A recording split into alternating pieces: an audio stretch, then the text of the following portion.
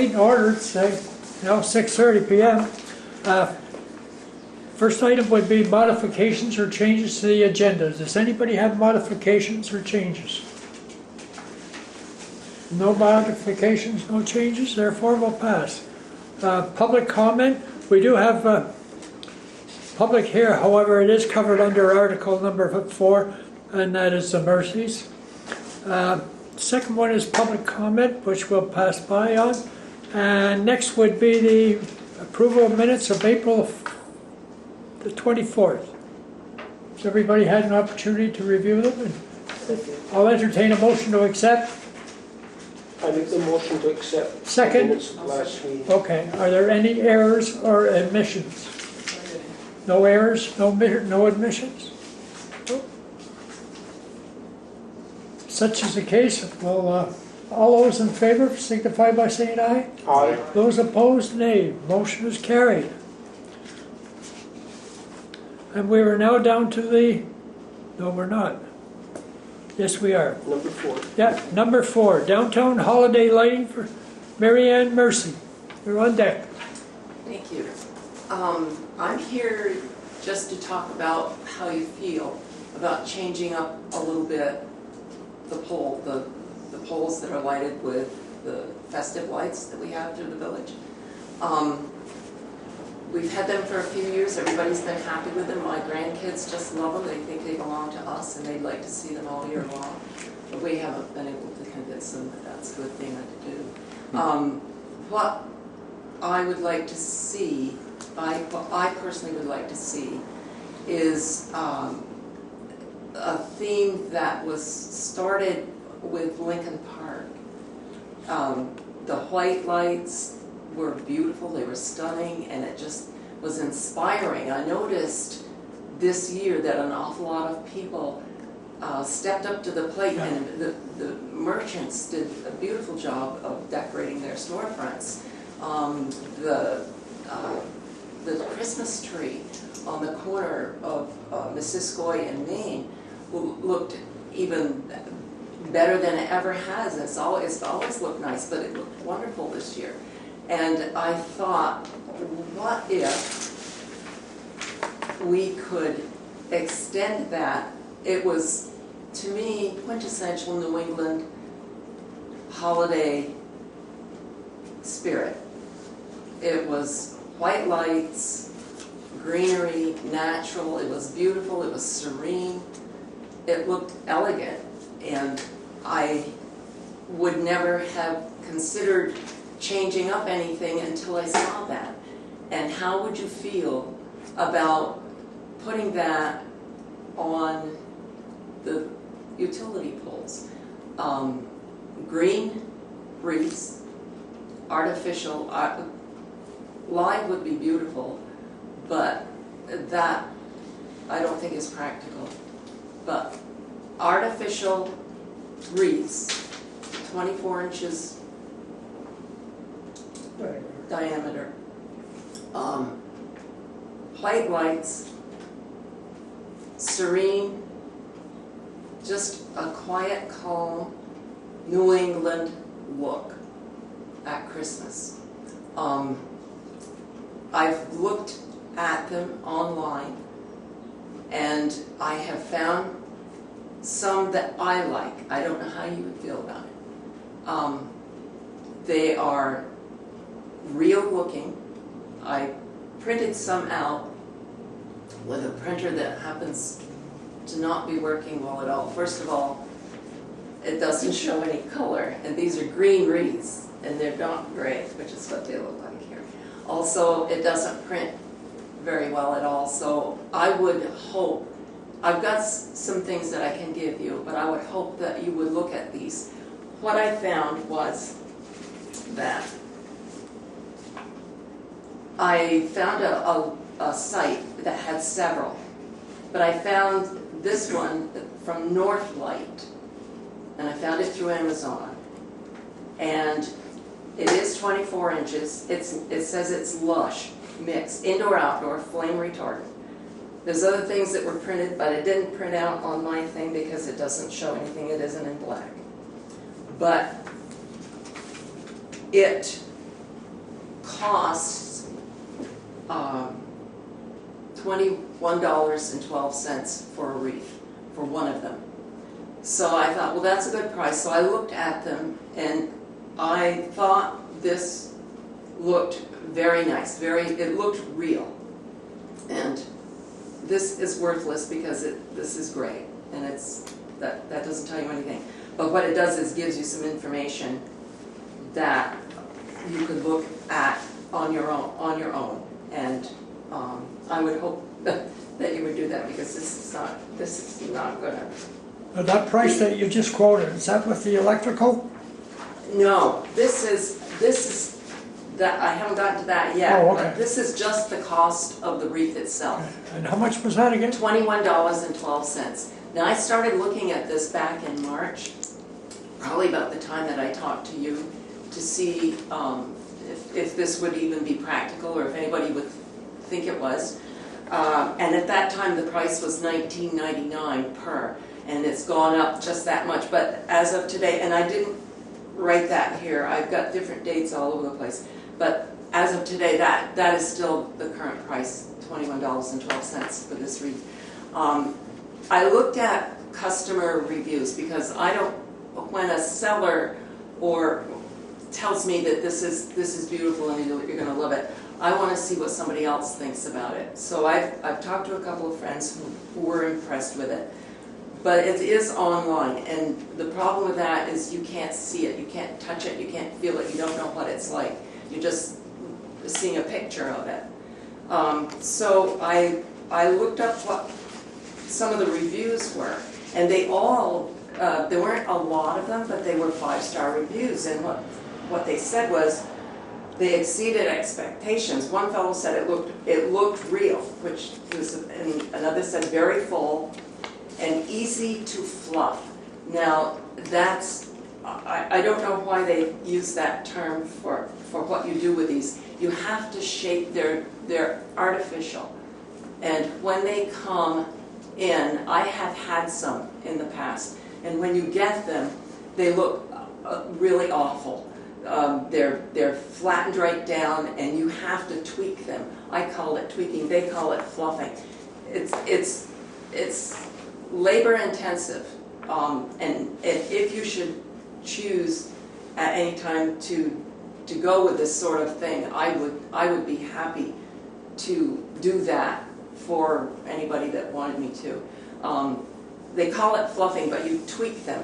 You have to move the branches to make them look real, because they come flat. They come shipped in a box, I'm sure.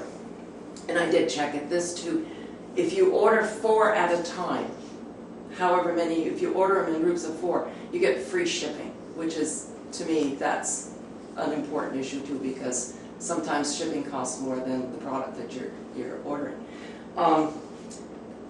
These have 180 tips, branches tips. Some are dark, some are lighter, some are shorter, some are longer, to make it look real. It's a one-piece thing. It has a heavy-duty ring. It's a metal frame, and it has the backing for hanging. It's made of PVC and metal materials. Now, they had a lot of other wreaths on that site and other sites, but they all looked cheesy. To me, they did. In my opinion, they did. They had some bigger ones which looked awful because they were bigger, but they weren't fuller. This was the only thing that I liked that looked halfway real, and it does look real here. The picture looks real. So I brought it for you to show, and I've got one of these for each of you if you would like to look at them. But let me just go through this first.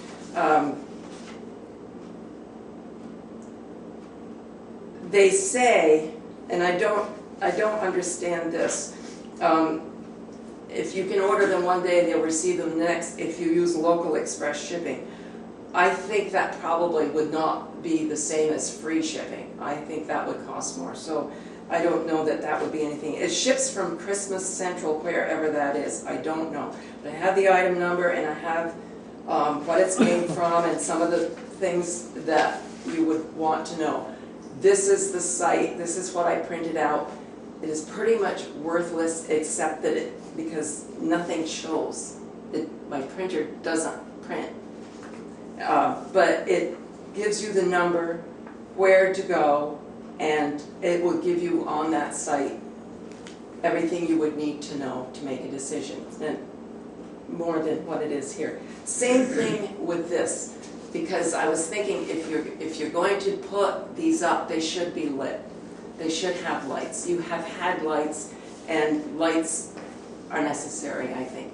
And I found some commercial lights that are made for wreaths.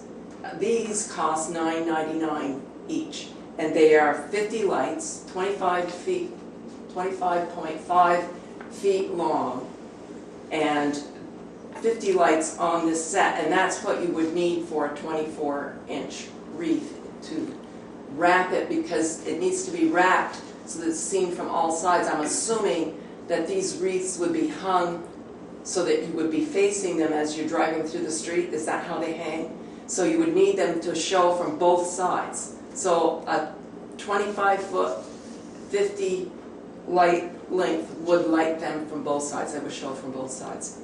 It was suggested to me by someone that you should have 2 wreaths if they're going to be hung, so you see back and front.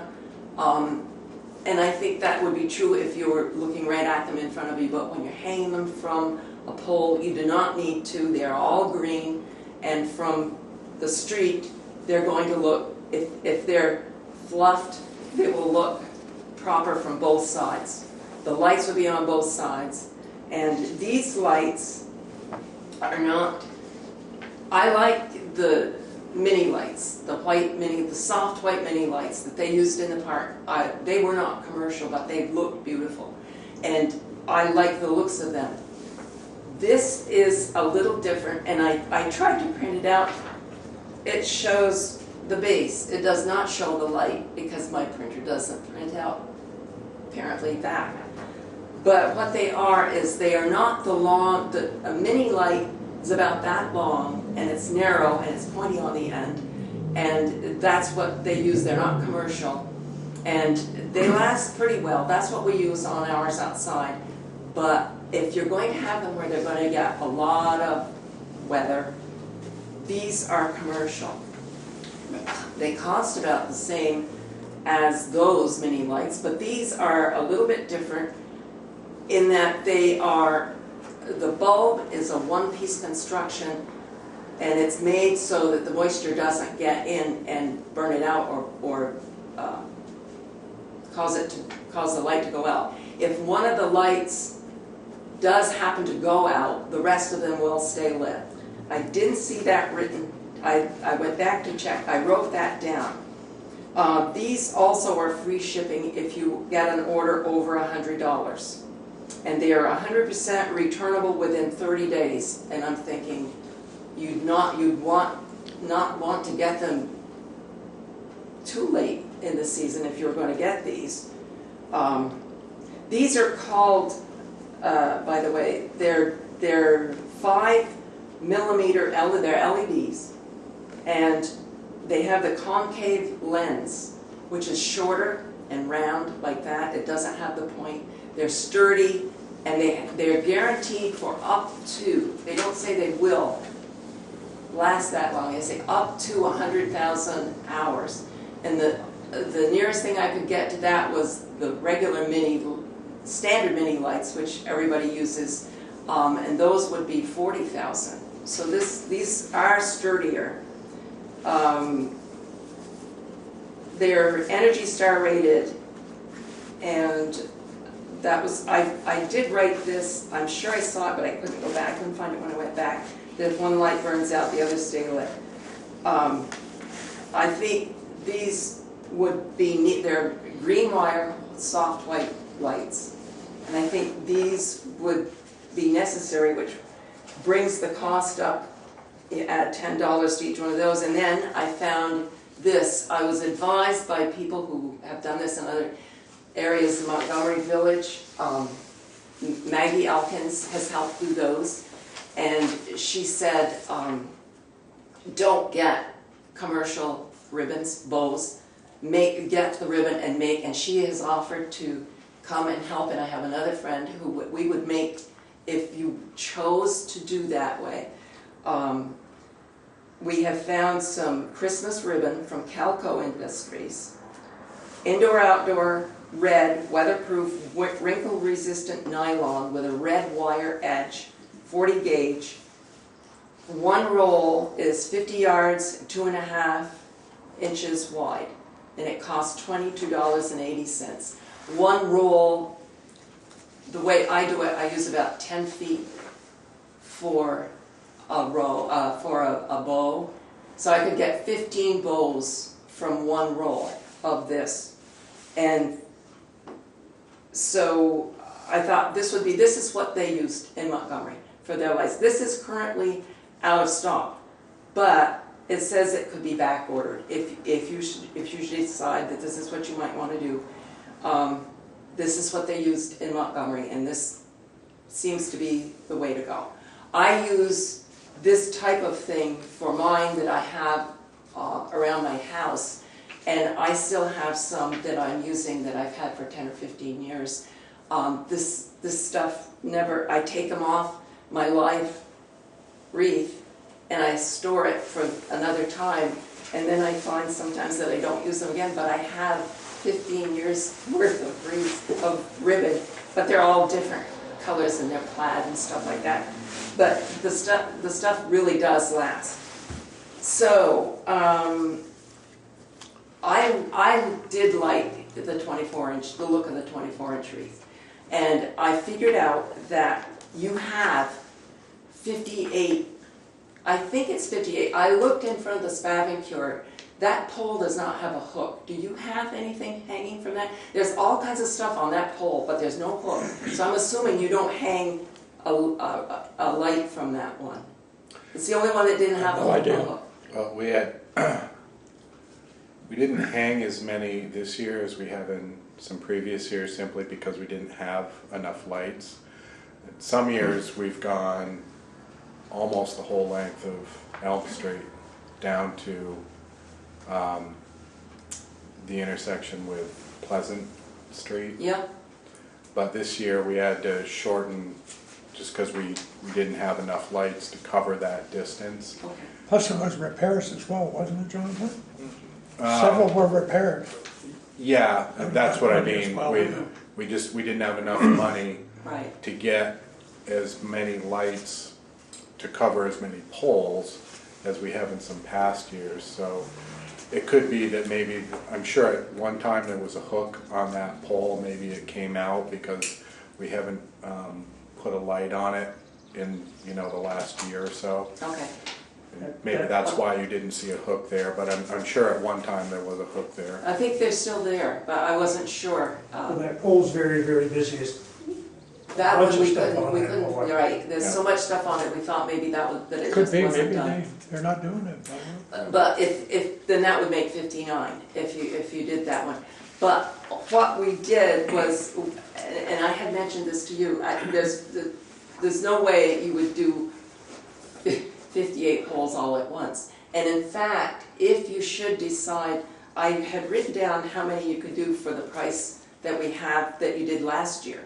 Last year, you spent $1,327 for the replacement of 15 lights and the cost of shipping. And for that price, plus about $52 more, if you should decide to do this for that price, you could do 40 wreaths, 40 sets of lights, and 6 rolls of ribbon, which would be 80 ribbons and plus. You won't need 2 wreaths to hang them. They would look fine. From a distance, they're going to look okay. They'll be fat enough, and I think they would look fine. But you do need 2 bows for each one, because you're going to be seeing them front and back. So one front, one back. And for that, if you did decide to do them, Main Street has 33 poles Depot Street has 7, that's 40 right there. You could do all of Main Street and all of Depot Street. I don't think you would even consider doing all of them, and I would certainly not think you would. But for $1,381.20, you could do 40 wreaths, 40 lights, and the ribbon for 2 ribbons for each one. But I don't like the fact that when you order online, you, like I said, you can't see it, you can't feel it, you can't touch it, you can't see what it is, and it may not look what you think it would look like. If you should choose to do this, there are 2 points that I would make. I would, first of all, I would order maybe 4 and get a look at what, and get them and see what they're like. And if you don't like them, you don't like them. But if you do, I could fluff, what they call fluff, I could fluff them for you. That's a mean job, and it draws blood sometimes. Those are hard things to work with because they are sharp. They sometimes have sharp edges. I could do that for you. But there are some points that you might want to consider too. If these do,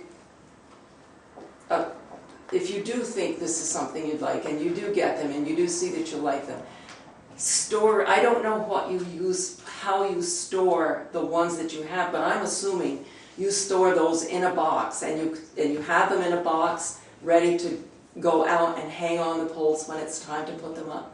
Is that how you do it? We don't put them in boxes. You don't? No, we take them down, we stack them. You stack them? Yeah. Okay, well, that would be something that I would, I think that would probably be something you would want to look into. If you get these artificial wreaths and you stack them, it squunches them right back to where they are when they first come out of the box, if you stack them very many at a time. They're better stored if you can hang them from something. You can hang them either on a wall, if you have enough wall space, or you can hang them from a pipe. I don't know what you have for facilities here for storage. I don't know how much space you have. So We are extremely limited. well, I didn't know. I know there's some areas of the plant that you no longer are using. Some of the places that we used to have offices down there. If you had a pole that you could have right out either on a, I would actually even use a stand or something and put it in, and you had space to put a long pole, you could just string them right along on the top and hang them right from that. Hang them with the lights, with a ribbon, with maybe a very lightweight old sheet or something to cover them up. And they would be ready to go back the following year. I'm assuming these would last several years. The ones that we had for our house years ago were cheap things that we got, probably, I'm betting we got them at Ames, way back when they had an Ames. And they, I stored them on the wall. I put a hook on the wall and I stored them that way. And we had 22, I think, which took up some space, quite a bit. And they weren't 24 inches wide either. They were smaller than that. So this is, it's going to take some room to store them. But if you stack them, they need to be fluffed every time you use them. And you wouldn't be able to stack them with the lights on them without maybe damaging the lights. You might not. And you certainly would squash the bows. So what that would mean is that when they're taken out to be used again, they'd have to all be manipulated and tweaked and fluffed and again, and that takes time. That takes a long time to do that. I would be willing to do that when they come in, I would enjoy doing something like that.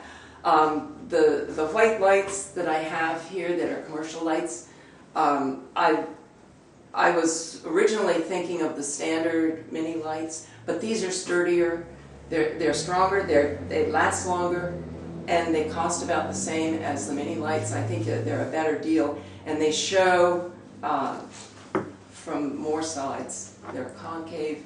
So I think they would look better. I can't print out what they look like. It just, my printer just doesn't do it. So I could help in tweaking them, fluffing them, whatever you want to call it, shaping them when they first come in.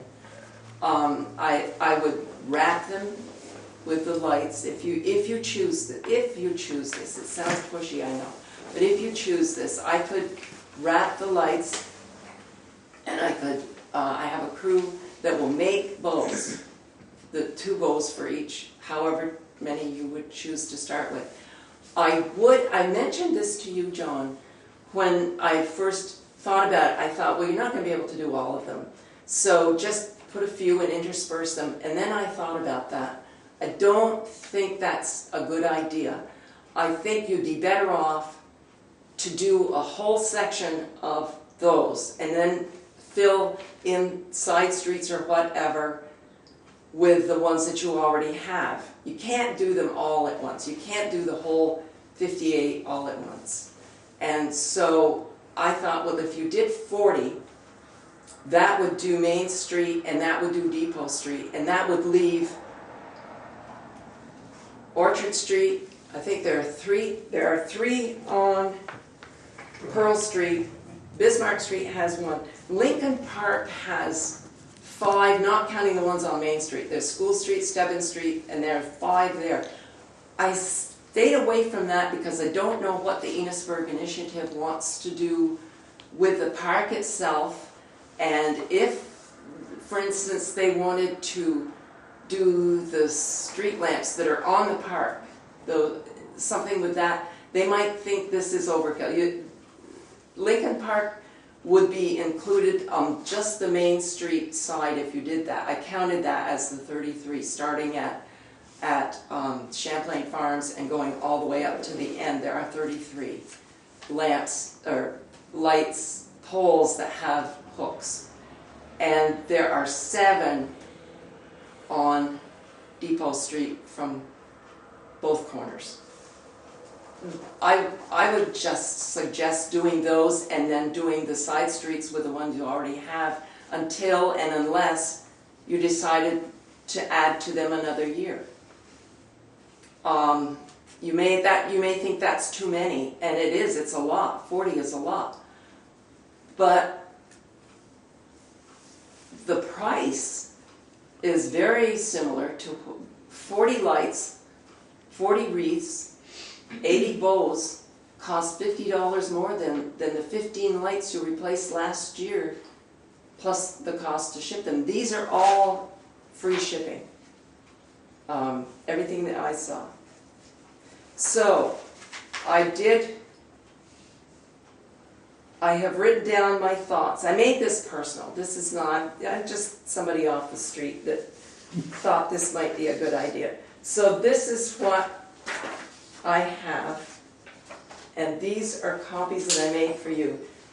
They're not, as you can see, they don't do them justice. These are not gray wreaths. These are green wreaths, and this is embarrassingly vague. But take a look at them, and I'll just hand these to you. This is what I had. It's not terribly informative. And John. Thank you. And I had one for Guy, but he's not here, so he doesn't get it. We can stick his in his box. What? He has a box in the If you want, office. all the board members have a mailbox in the office. So we can leave one for If Guy you want, I here. can put it in his mailbox for One him. for Guy. Yeah. Okay. Okay, very good. You know, I understand, you know, this is different, and a lot of people may think this is kind of blah, and it really is. But that park, oh my goodness, that looked so beautiful, and I thought, I would love to see that extended through the village. And I think people that I've talked to, and I talk to my friends, and they're not afraid to tell me that I'm full of beans if they think it's something they don't want to hear about. And they all like the idea of extending that look throughout the village.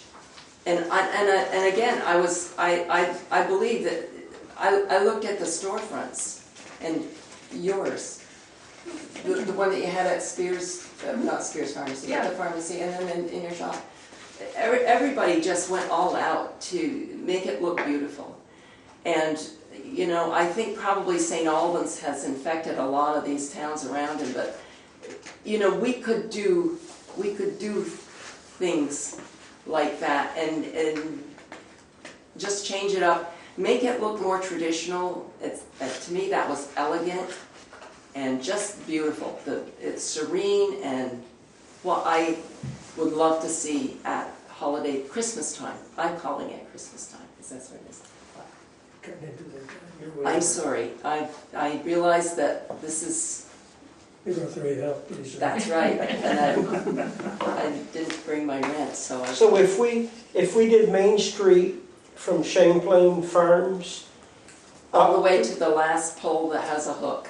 up to Spacklencure? Or No, up by Past, Baker's. up Up Ellis, by- Main and Elm. I called that Main Street, but it's Main and Elm. Goes all the way up Your street. Elm Street. It goes Where you are, past. Where you are. It passes. It goes beyond. Oh, you want to go up to my house? It went Oh. beyond that. It doesn't Okay. stop at Pleasant Street. No, It I- stopped. So I think there were 3 lights beyond, 3 hooks beyond the Pleasant Street entrance. okay. So that when I say Main Street, it's Main and Elm all the way. And I know that leaves Orchard Street, which had. But that could be done another year. It could be done another year. But I had originally thought, well, just do a couple and then put the other ones in. I wouldn't do that because I think it detracts from both of them. You've got 2 the ones that you have now are bright colored, festive, fun. These are calm, these are quieter, more serene. They don't jibe. They don't go well I mean, together. your way would provide a continuity Yes. from when they drive in to when they leave. Yes. And then you could use those on side streets until they died out and. Yes. Yeah. Yeah. And you could start with fewer, you could start with, I only put that out because that was the same price you used last year. And I thought, you get quite a lot for the money, if it turns out to be something you like. But I would not order 40. I would like to see 40, but I would not order 40 until I've seen what they really look like. I've seen the reviews, people like them that use them. They said they were surprised, they were full. And I looked at some of the other sites where they had comments, and they did say that. They said they looked scrawny, you could see right through some of them, and they were awful. What if you ordered some for the business district, and when they come in, you see what they are, and then could we have time to reorder some more? Well, that's another thing. I don't know. It says if you use their express whatever, you can get it the next day. But then they say free shipping. I'm pretty sure that wouldn't be free Yeah. shipping. So I'm thinking, I don't know. But I can tell you this. It's going to take some time to get those ready to hang. They have to be fluffed. And that may sound I like to fluff. cute, but it's not a pleasant thing to Order do. one as a demo one, hitch it up, have her fluff it, see if you like it.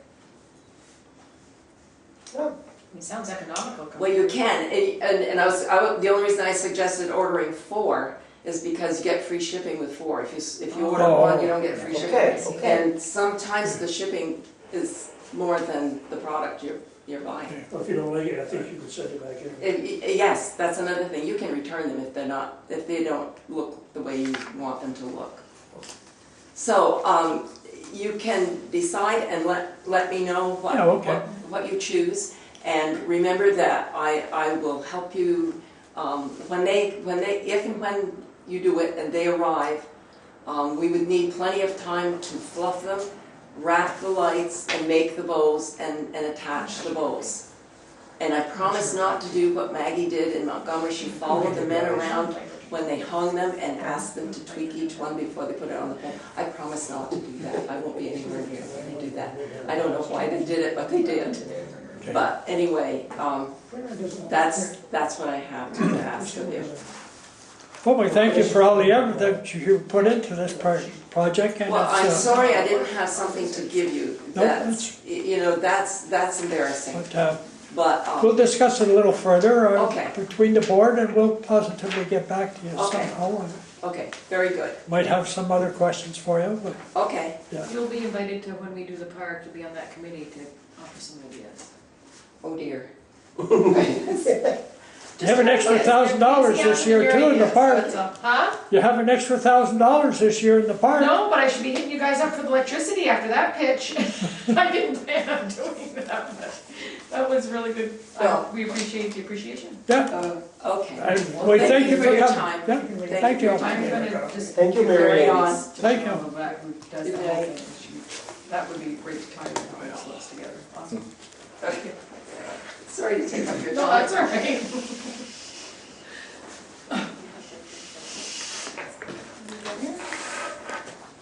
We'll fluff this up, yeah. I think she talked us into it. Our next item is Harvest Festival, Suzanne Hall Parrott. What do you got in mind, Susie? What I got in mind, so the Harvest Festival, each year we're trying to, improve it, pick it up a little bit. Right now we've got a call out to Jacques Bellevue, maybe, from Highgate or Swanton. He does antique tractors, to see if he wants to add a tractor display in front of the pavilion there. So when the music's playing, people can look at tractors. So we keep trying to add different things because we want to keep our vendors happy. We want to get people in who are going to buy and that whole thing. And the last couple of years, with the chicken barbecue over at the Masonic driveway, and this year it will be the Enosburg Hook and Ladder Company that will be doing the barbecue and getting the proceeds from that. And then the food vendors, we've tried having them mixed up in the park, and we've learned through doing it for a number of times that we have a food alley. Who is the Hook and Ladder Company? Who's that? It's That's the Enosburg, it's fire what they call department. themselves. It's the fire department. Yeah, Okay, yeah, I don't know why they call themselves Hook and Ladder. yeah. Yeah. Okay. It's a name that, yeah. So they'll be getting the benefit of the barbecue, and if they ever at some point don't want to do it, we have the American Legion standing by, they'd like to do it. So, that's another way that a nonprofit is making a little money for their thing. But we found it's a little haphazard on that street in front of in front of the Bunk Boys, Chevy, and the Masonic. And so we would like to request to close that street, just like you do on Dairy Day, that little side street. We have cars parked on both sides. There's, and we go through and weed out the vendor cars because we want the parking for the patrons. That's an ongoing struggle. But we've also got our food carts, because lots of them come in with trailers. And so rather than pull them into the middle of the park, we're having them park on the side, kind of like the Dairy Day setup. And we just think it would be a good safety factor to have that little part of the street closed. The Masons are also doing their thing on their lawn to make money, providing food. We've got people crossing to get their chicken. We've got carpenters' horses coming in. And we just, the last couple of years, I probably should have asked you last year and it slipped by, but we've been thinking about it. It would just be a lot safer. And Have you talked to Champlain Chevrolet at all about it? I have not, but I certainly can. I know that Dairy Day, they did a sale with their car. They're not moving their cars out anymore. They do a special sale advertising their financing options that they do. And I asked him how did it go, and he said it went pretty well. So, I think we could work with Brian and Landon and say, here's another opportunity for you to, pitch your cars and maybe get some new people in looking that might not be looking on a regular day. Or we could, it could just be up to their business. People could still drive in and park in front of their business. open to thoughts on that, but, I really don't anticipate that being an issue, Walter, but I certainly will talk to them. Yeah, it'd be interesting to know what their Yeah, feelings are. Yeah, they've been able to take advantage of it to their own best interest with it, which is good for them. So I presume that that's how they would look at it. Anyways, so I will talk to them about that. But we wouldn't want to set them off in a negative manner by any means. No, So that was my request there, as we're planning, and I don't need to know right away because it doesn't change our advertising or anything. And frankly, we'll do what we've been doing in the past.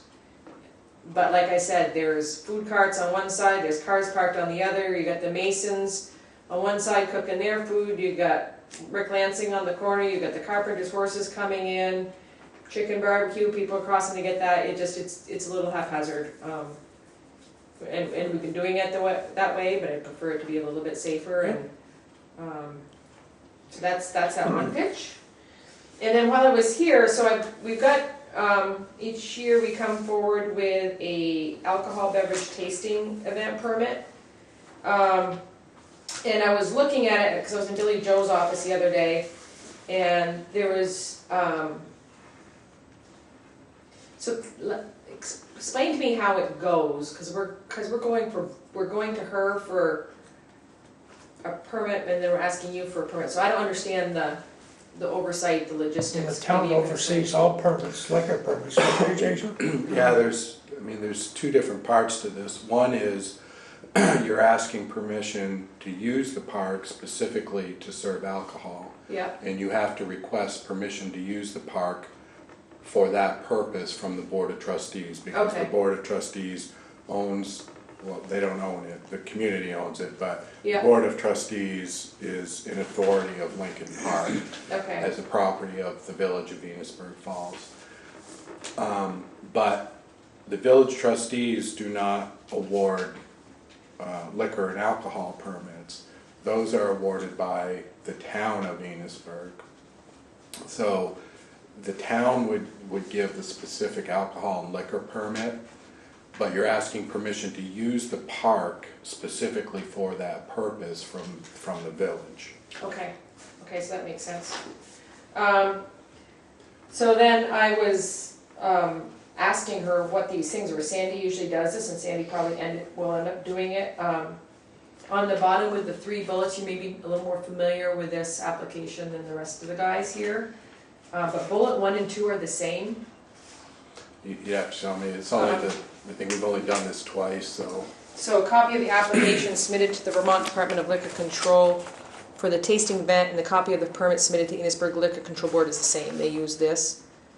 So it's the same thing, so that was a little confusing to me. And then after they submit it, Copy of the, okay, hold on, let me just read it.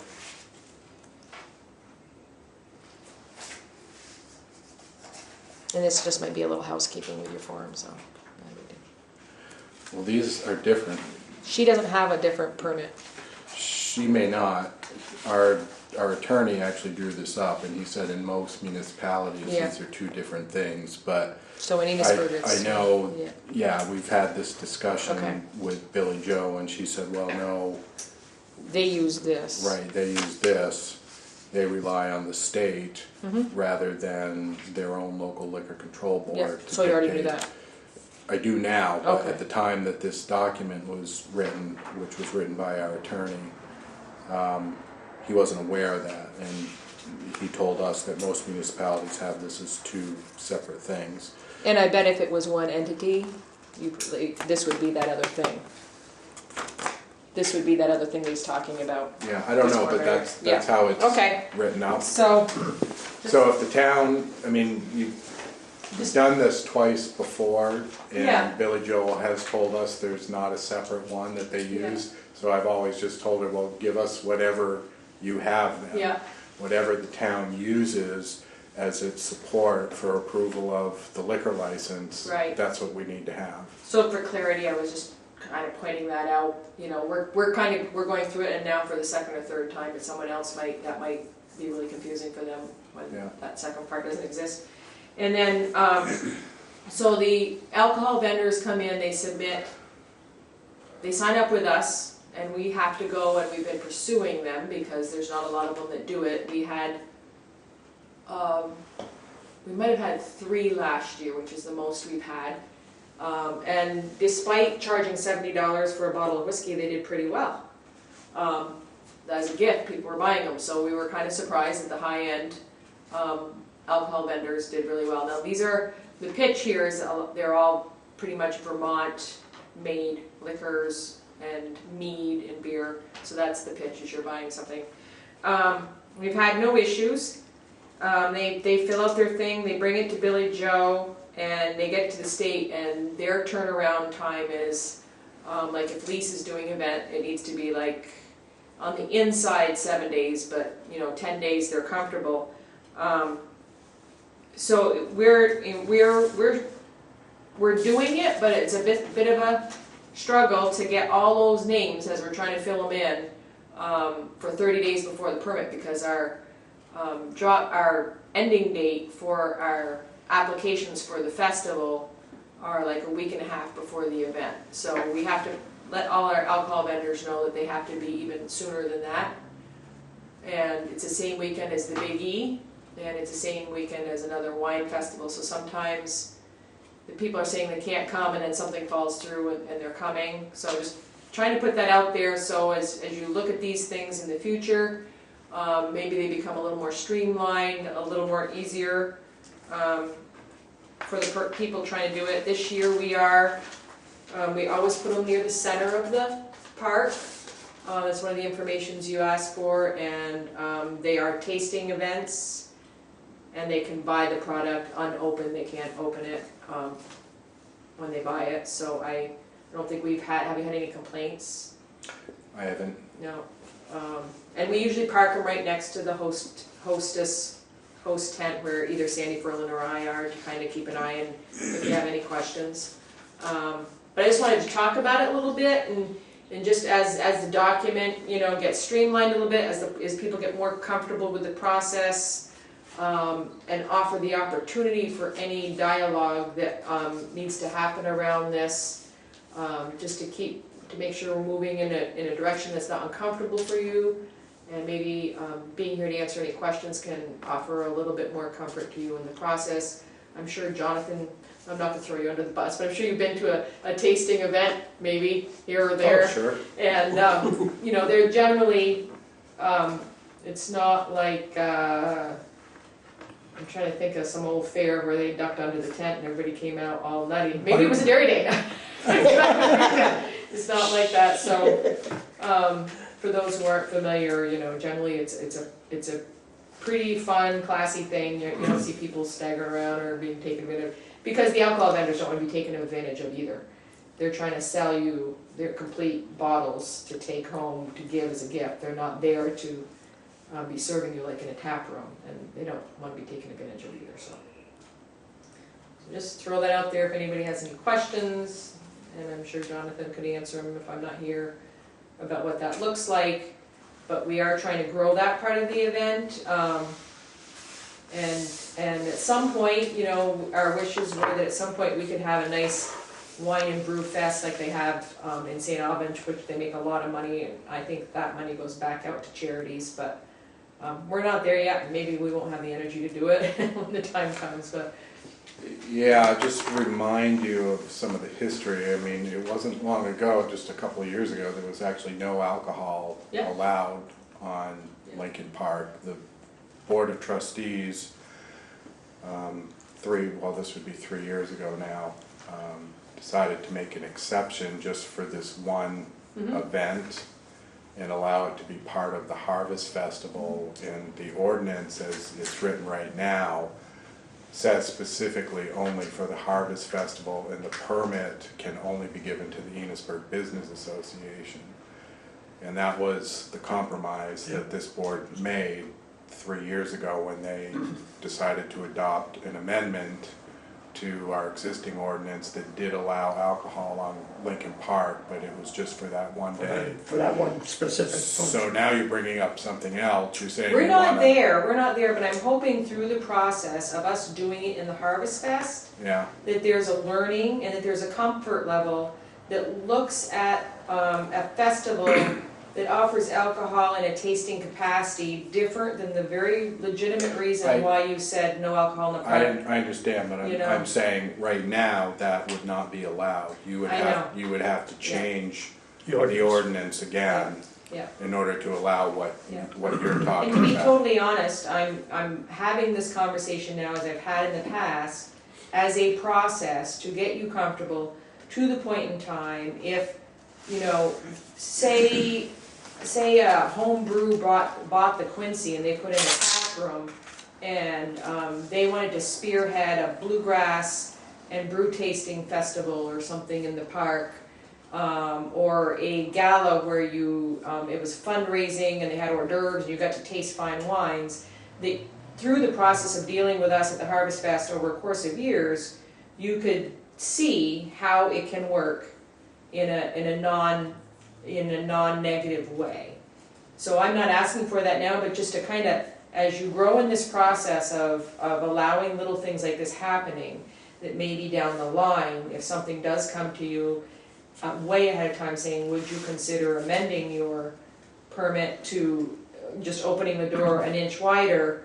This is how it's worked in the past, we've tried to be responsible, you know, we've handled things in the manner you wanted, that you'd have a little more of a possibility of saying, yeah, let's try it, knowing that everything takes steps and you went from vandalism and beer cans in the park to no alcohol in the park, understandably, and then we've asked for this exception and I think it's gone well, and just, you know, a little bit of a expansion of the moment that, you know, all policies are, you know, change with the times, whatnot, that this doesn't need to be an uncomfortable thing, not asking for a policy change, just, you know, putting it out there to let it feel and grow, and if the time comes, maybe you'll have a different feeling than you would have 3 years ago when nobody had done anything, so, does that make sense?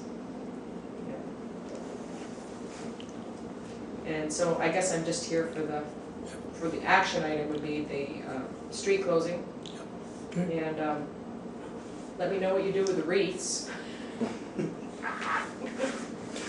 I'm all for it, she put a good pitch in. So, You're gonna get back to Champlain Chevrolet and get back to us, or let us know? Is that contingent on a decision? I can do Well, that. it will help, let's put it that way, one Okay. way or the other. I will get hold of them and I will let Jonathan know what their feedback is, and if you revisit it the next meeting, you'll have that information in front of you. It's a little different now that we've lost Val, you know, we can, Well, I think they're really looking at different things. They're doing, they did the antique, they did a couple antique, they asked for the park a month ago or so. back in the fall, I Was it think the it was fall? in September. Yeah, so they did something in the park, you know, they not moved their cars out, they offered, you know, financing for anybody type gimmick, and I said, you know, I thought, well, Dairy Day, they're not gonna get, well, they did, it worked really well for them, so, I'm pretty confident that he'll find a way to take advantage of that, he's got plenty of planning time to do that if he wants to. See how it goes. I'll let you know. okay, Okay, thank you. Thank you. While you're here, you need somebody on the steering committee? I think Jonathan is on the steering committee as your representative for the Better Connections grant, correct? That's what you guys said. Okay, but Jim was asking the other day, he was asking me who was, At that meeting, yeah, we didn't have that information at that meeting. okay. So okay. that was first, that came second, and Okay. Billy Joe is the representative for the select board. They've got like 2 more pieces to The fill. deadline was the 30th, wasn't it? April the 30th? Yeah, I don't know. Yeah, that's a different, yeah, there's a couple different things. I thought Leonard was talking about an appointment to represent the Board of Trustees. But then there's Consistent something with the deadline. different, which is there Two were vacancies. 2 at-large members, which we put out this advertisement on that were open spaces that could be just anybody from the community. And that's different. I don't know if that's what you were talking about or whether you're talking about the trustee appointment. Leonard was talking about the trustee appointment, but Walter, I think that deadline that you're talking about, I don't know if she's gotten applicants, I don't know where she's at with that, but we were at our last meeting just trying to fill in the blanks and see where we had to go and make sure spots were filled, and at that point, we didn't know. I've just brought this along tonight just as, I was going to ask the question, you know. Yeah, I was going to actually give you guys an update under manager's report about And I think, I haven't looked at them, maybe you've looked at them, but the steering committee is going to look at the request for proposal committee groups that would work on that master plan, and Greta was very excited, saying they're very high quality group that you're going to be looking at from. So that's exciting. Well, I can do that now. I was going to do it under the manager's report, but if you want, I can talk about that now if you prefer. I just brought it up because she was here. That's, He probably knows more than I do about it. I've been Okay. trying to stay out of it, not volunteer for another single thing. you too? Trying. Alrighty, all set? Okay, thank you. All right. Have a good night, Susie. Yep, you too. Good night. Well, we'll get down to some business here. Next item is the electric department truck bids. We were in present. Yeah, so if the board wants to flip in your packets, you'll see Chevrolet. material with all of the related documentation regarding our request for bids for a new small pickup truck for the electric department. We received 4 bids. The low bid was for a Chevy Colorado, which is Chevy's smaller pickup truck, the market we were in, at $21,100 from Handy Chevrolet. So that's staff's recommendation. We can go through the other bids if you want. The second low bid was on a Toyota. It was a Toyota Tacoma, which is Toyota's small pickup, at $21,685. So approximately $584 more than the Chevy Colorado from Handy Chevrolet. So, and there are 2 other bids in there as well on Chevy and GMC. So, staff's recommendation would be to go with the bid from Handy Chevrolet. For 21,101? Yeah. I just got to put on a note about Toyota's resale price. I don't know if we're going to be looking into the future on this as far as trade-in or taking private bids when we end up selling it. But those small Toyotas go for substantially more money than used Chevrolets, like double. So I just want to put that out there. When you consider $500 now could equal $2,000 down the road. So Interesting. Toyota's a more. they hold that value quite a lot. Yeah. They'll last longer too. Yeah, you're She's the got top one. one. True labor Toyota, that's all I roll. I got 2. Well, the decision is the Board of Trustees. If you don't want to take the low bid and you want to take another bid, that is your right to make that decision. I think that $574 extra is going to double or triple itself when we go to trade it in. I think they'll be very happy with the Toyota. I just, Okay. Yep. All right. It just- So what is the board's It makes it recommendation difficult to work with dealers when, they do their best and we don't, we override them. But it is your right as a board to make whatever decision you want on this. So if you don't want to accept the low bid, we'll just explain Well, when you your come- reasoning that you Yeah, feel it's like not the you're same gonna. vehicle though. I mean, you got three GM Well, no, products versus and that's one why Toyota. we had discussions with some of the board members, because we did not want this to turn into, a political situation, which oftentimes when we go to buy a new vehicle or a piece of equipment ends up happening. And we tried to make all of the components of the bid documents equal to everybody, but keep it open to multiple models, because feedback we got was that the board and the staff were open to looking at multiple models. And so Ford doesn't have, neither does Dodge any longer have a small pickup. But Toyota does, Chevy does, GMC, so we called the bid specs for those three models: Chevy Colorado, Toyota Tacoma, or GMC Canyon. The Colorado and the Canyon are very similar. Yeah, they're basically the same truck. GMC owns Chevy. Supposedly the GMCs are built a little beefier, but they're also a little more expensive. Right. And that is reflective in these bids. The GMC Canyon was actually the most expensive of the four bids that we got back from dealers. All that said, it's your decision, absolutely. Right, yeah, I mean, And this is for the meter reader? It'd be mostly for the meter reader. Yeah, it'd be, this would be a small pickup truck, not to be used for, heavy duty service, mostly for meter reading or other associated work that the meter reader position would Part or do. something, Yeah, parts, or, he does occasionally help and assist with outages. He's not a lineman, so he can't climb a pole or anything, but he will help assist, moving equipment around, or, moving ladders, whatever, troubleshooting where lines are down in, certain areas of our service territory. If we've had an outage somewhere, he can help troubleshoot those kind of problems. So, yeah, but this vehicle would be for use by the meter reader position mostly.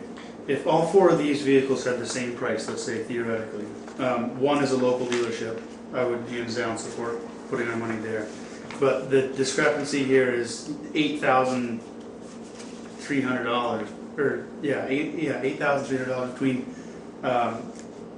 the low bids and the local dealer's price. But that being said, there's essentially three of the same brand. Yeah. Well, it's not quite that much. It's about $29,000. It's about 3,000.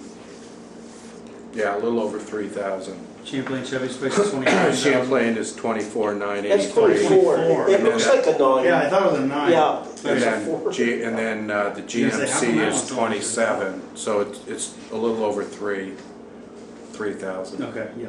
It's still over, but I'm just saying it's not $8,000 difference. It's Yeah, I more thought like that a was- $3,000 difference. I feel the Toyota is probably going to last 2 years longer Yeah, than the Chevy. The Chevy.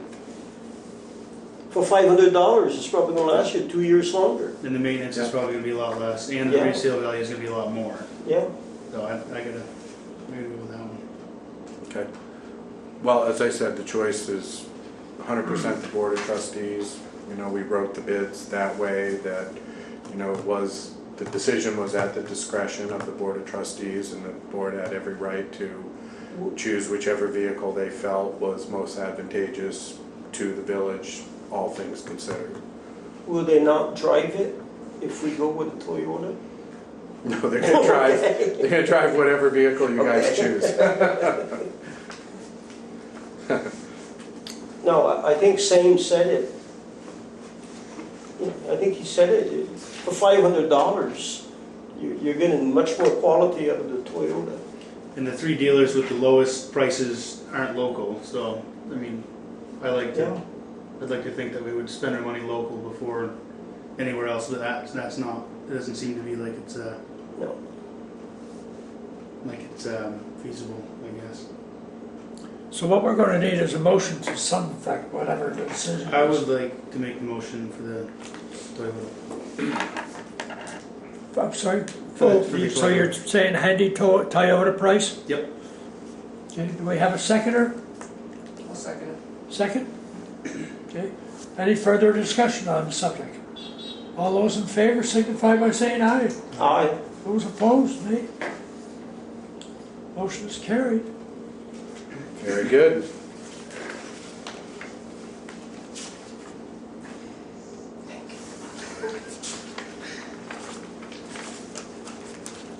So this is it.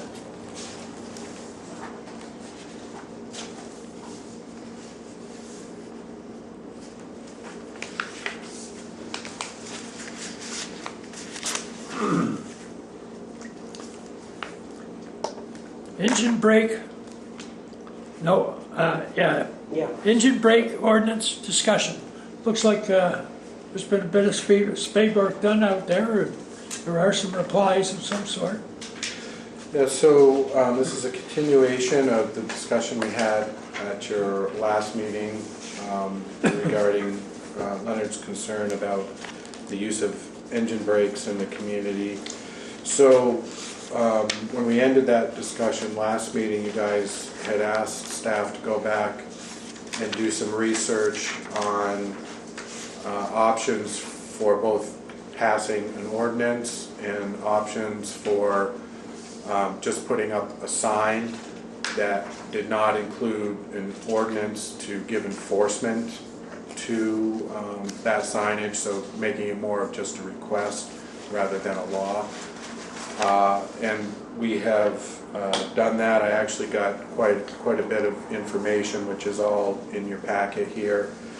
And as well, Ellen St. Marie contacted V-Trans, and Amy Gamble, who is an employee at V-Trans, wrote Ellen an email, which is included at the beginning of your packet information on this item, giving V-Trans position about whether communities should pass ordinances against using engine brakes or not. And V-Trans position, if you read Amy Gamble's email, is that they don't feel that municipalities should do this. V-Trans looks at engine brakes as an important tool and an important safety issue for truckers, and believes they should have the right and authority to use engine brakes if they need to use them. So I put Amy Gamble's email at the front of your packet information here. In addition to that, I also put some information from two different communities that don't have ordinances but do have signs that just request, but it is not a law in those municipalities that people can't use engine brakes. So one of those, my information was bad on. Last meeting I told you the city of Vergennes had an ordinance that prohibited the use of engine brakes. But I contacted their city manager, found out that actually isn't true, so I had bad information on that. They only have signage, but they don't actually have an ordinance to back that up. So the signage is just a request, but there's no ordinance in place in Vergennes that says you can't actually use them. And in Mel Hawley, Mel is the city manager for Vergennes, you'll see in his email what the language Vergennes has is. And it just says, please limit use of engine brakes. That's the language that the city of Vergennes has in their community. And then if you flip the page, I also contacted the town of Stowe and had some conversations with their town manager about what their situation was. Like Vergennes, they don't have an ordinance. They just have signage requesting that people don't use engine brakes, but there's no enforcement behind it. It's only a request. And in Stowe, the language they have is very similar, but it says, please no engine brakes, and that's the language they have in Stowe. I was told they have one by Fairfield, where Chester's is, where there's one. They asked to put it on the main road, and they couldn't get signage for Route 36 because V-Trans has a different stance. Okay, so they could assign them like So, that. yes, and that is on North Road in Fairfield, which is a town road, not a state road. So that's the only reason why they were So allowed to have it. they're able to put it there. They were able to put it there strictly because it was not a state road, which our main street is both Route 108 and Route 105, Yeah, we're so, both. yeah. Okay. So, you guys also asked to get some options on what an ordinance is, so I contacted Vermont League of Cities and Towns, and they sent me the City of Montpelier's ordinance. So the City of Montpelier does actually have an ordinance, and the way that they've structured that is to make it a part of their noise ordinance, but it does restrict the use of engine brakes. And so you have a copy of the City of Montpelier's, they actually call them compression brakes, but it's the same thing. But in City of Montpelier's ordinance, they're referred to as compression brakes, but it's the same thing. So you've got a copy of Montpelier's ordinance there. And then I asked VLCT, are there other municipalities they could, at least tell me of that have similar ordinances, and they offered 2 other places that have ordinances that limit the use of engine brakes or compression brakes, and those are the town of Woodstock also has one, and the town of Bennington also has one. I had talked to my brother, who was a sheriff's deputy, and he said there's not really any easy way to enforce a Jake brake ordinance. It would have to be included in a noise ordinance, which Enosburg Village does have. We do, yeah. But it would be a time with the noise ordinance. I don't know exactly what ours is. I'm assuming about the same as Montpelier's. Yeah, so we'd have to add a subsection within the noise ordinance, like the City of Montpelier did, that spoke directly to engine brakes or But then you got nobody to enforce it. Right, and we stopped paying for coverage of Franklin County Sheriff's Department from 2 a.m. generally to 7:30 a.m., which is when our school resource officer comes in. So that's kind of the prime time that people don't want these brakes used, and it's the time that there's no paid law enforcement to be here. So, again, that kind of adds to that it's not enforceable policy, so that's why it should lean towards the sign. Just asking because, it'd be hard to enforce. Well, maybe if there's a basic sign, asking them to consider the fact that. Well, I also Might talked to a couple local truck drivers, and they're not usually out after 6 p.m. That's right. So it's not the local guys that we got to worry about, and Canadians with the hot rod trucks that are making all the noise That's aren't right. going to read our ordinances. So that's. They don't read English, you mean? Well, no, but I don't think they're going to. For every town they French travel for you. through, Hello? I said, I'll write it up in French for you. Yeah. Yeah, get 2 signs, one English, one French. Right. So there's quite a bit of information if you guys look through all of that, and I know it's maybe a little daunting because it's a lot of pages, but it's all basically in there. Either model, if you wanted to go with one of those models, just having a sign as a request or actually adopting an ordinance. I don't know just opening up to any other thoughts you guys have about it, or if you want to think about it more. But there's basic information that I think you guys were looking for from last meeting. And I can run by the exact language of our noise ordinance towards Deputy Valancourt, and you could have a look at it and see if it would fall under that category anyway, without having to change any wording up as it is. That way if he's on at 1, 2 o'clock in the morning, someone goes rolling down Main Street being obnoxious, he could enforce that from our ordinance that stands as it is. Okay. So I'll run that by him. Okay. So temporarily, we're not gonna talk about signs or anything like this until we have more information, is that correct? Is that what we're saying? Yeah. So bring it back up on the next meeting, I guess. huh? Okay, so table it till next meeting? Yeah.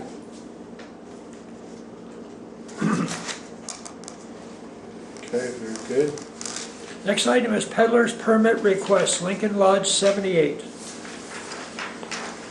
Yeah, so if you flip the page again in your packet, you'll see a letter from Pierre Letourneau, who is the secretary for Lincoln Lodge number 78. That's the Masonic Temple on Main Street. And they are requesting a peddler's permit from the Board of Trustees to do a number of different events that the Lincoln Lodge is planning on participating in 2018. And these include the Enosburg Farm and Barbecue on June Dairy Day weekend, the Enosburg Food Shelf lawn sale, and they're saying they would do 2 of those lawn sales. Enosburg Harvest Festival on September 15th, and then the Order of the Eastern Star Annual Bake Sale. And the Order of the Eastern Star, I believe, is kind of like the woman's auxiliary Yeah. to the It's a Lincoln Lodge. fraternity party. Yeah. So that's an annual bake sale. And then at the end of the letter, Pierre also states there may be other events, and they will keep us posted if they have other events that they would like to be considered for the peddler's permit. I think a lot of their activities are covered under the original peddler's permit that went out. But,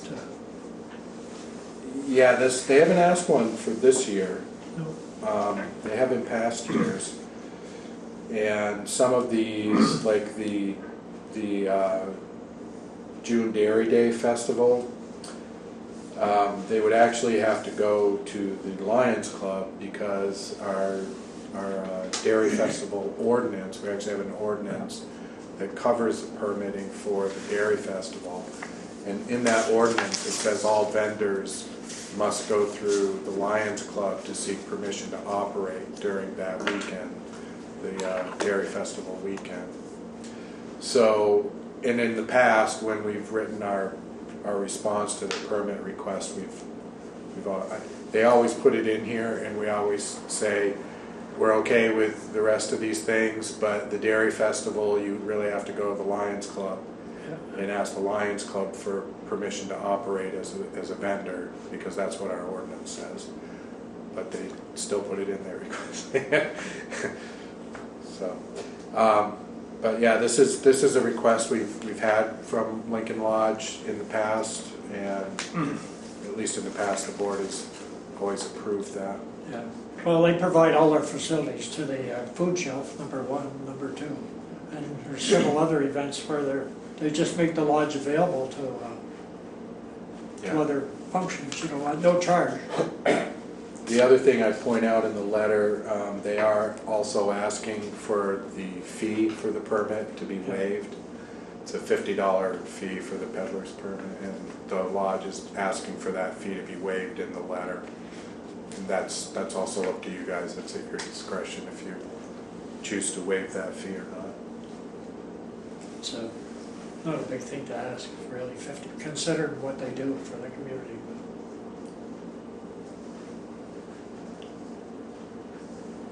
$50, is that? It's $50, yeah. How often do we get requests to waive fees like that? Very seldom, but we have been given Yeah. it traditionally from the, with the Masonic. They're the only ones I can think of off the top of We my are head. the only one, I think, John. They Yeah, do so much for the community, Yeah, and they don't have the money. no, I know financially they're hurting.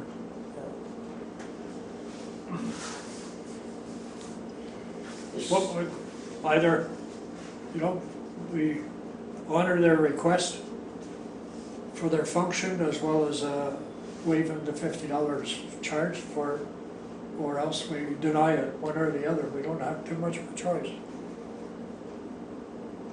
If somebody wants to put forward. I make the motion that we give, whatever you just said here, give them all that. Give them all that. Leonard says give them all. Give them all that. Okay, do we have a seconder for I'll giving second them all? Yeah. All those in favor signify by saying aye. Aye. There we go.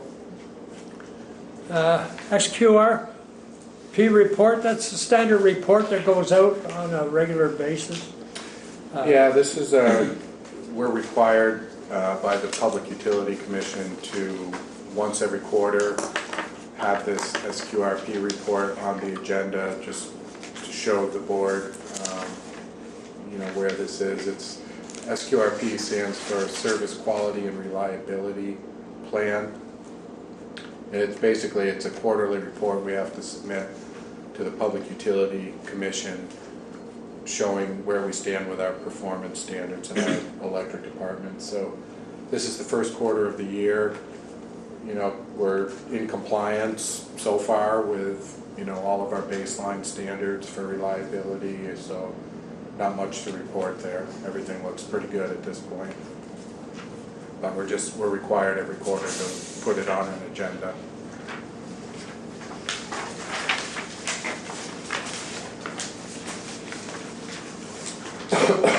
Excuse me. And with that, we're now into manager's report.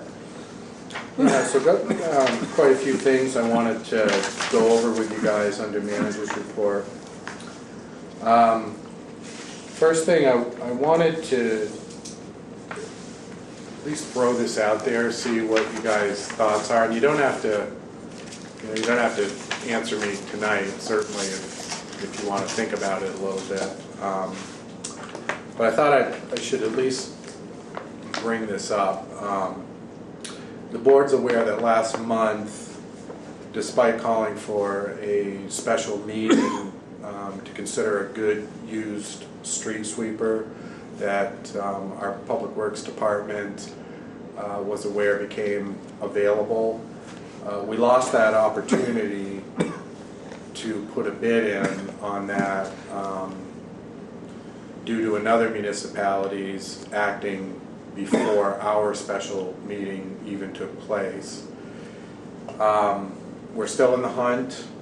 We know that these dealers we've been talking with are going to get some more used models in, but we're told it's probably not going to be for another 3 to 4 weeks. They told us probably around the beginning of June they would all be getting some more models in. Don't know exactly the quality, but at least a couple of them indicated they should have some good ones for us to look at.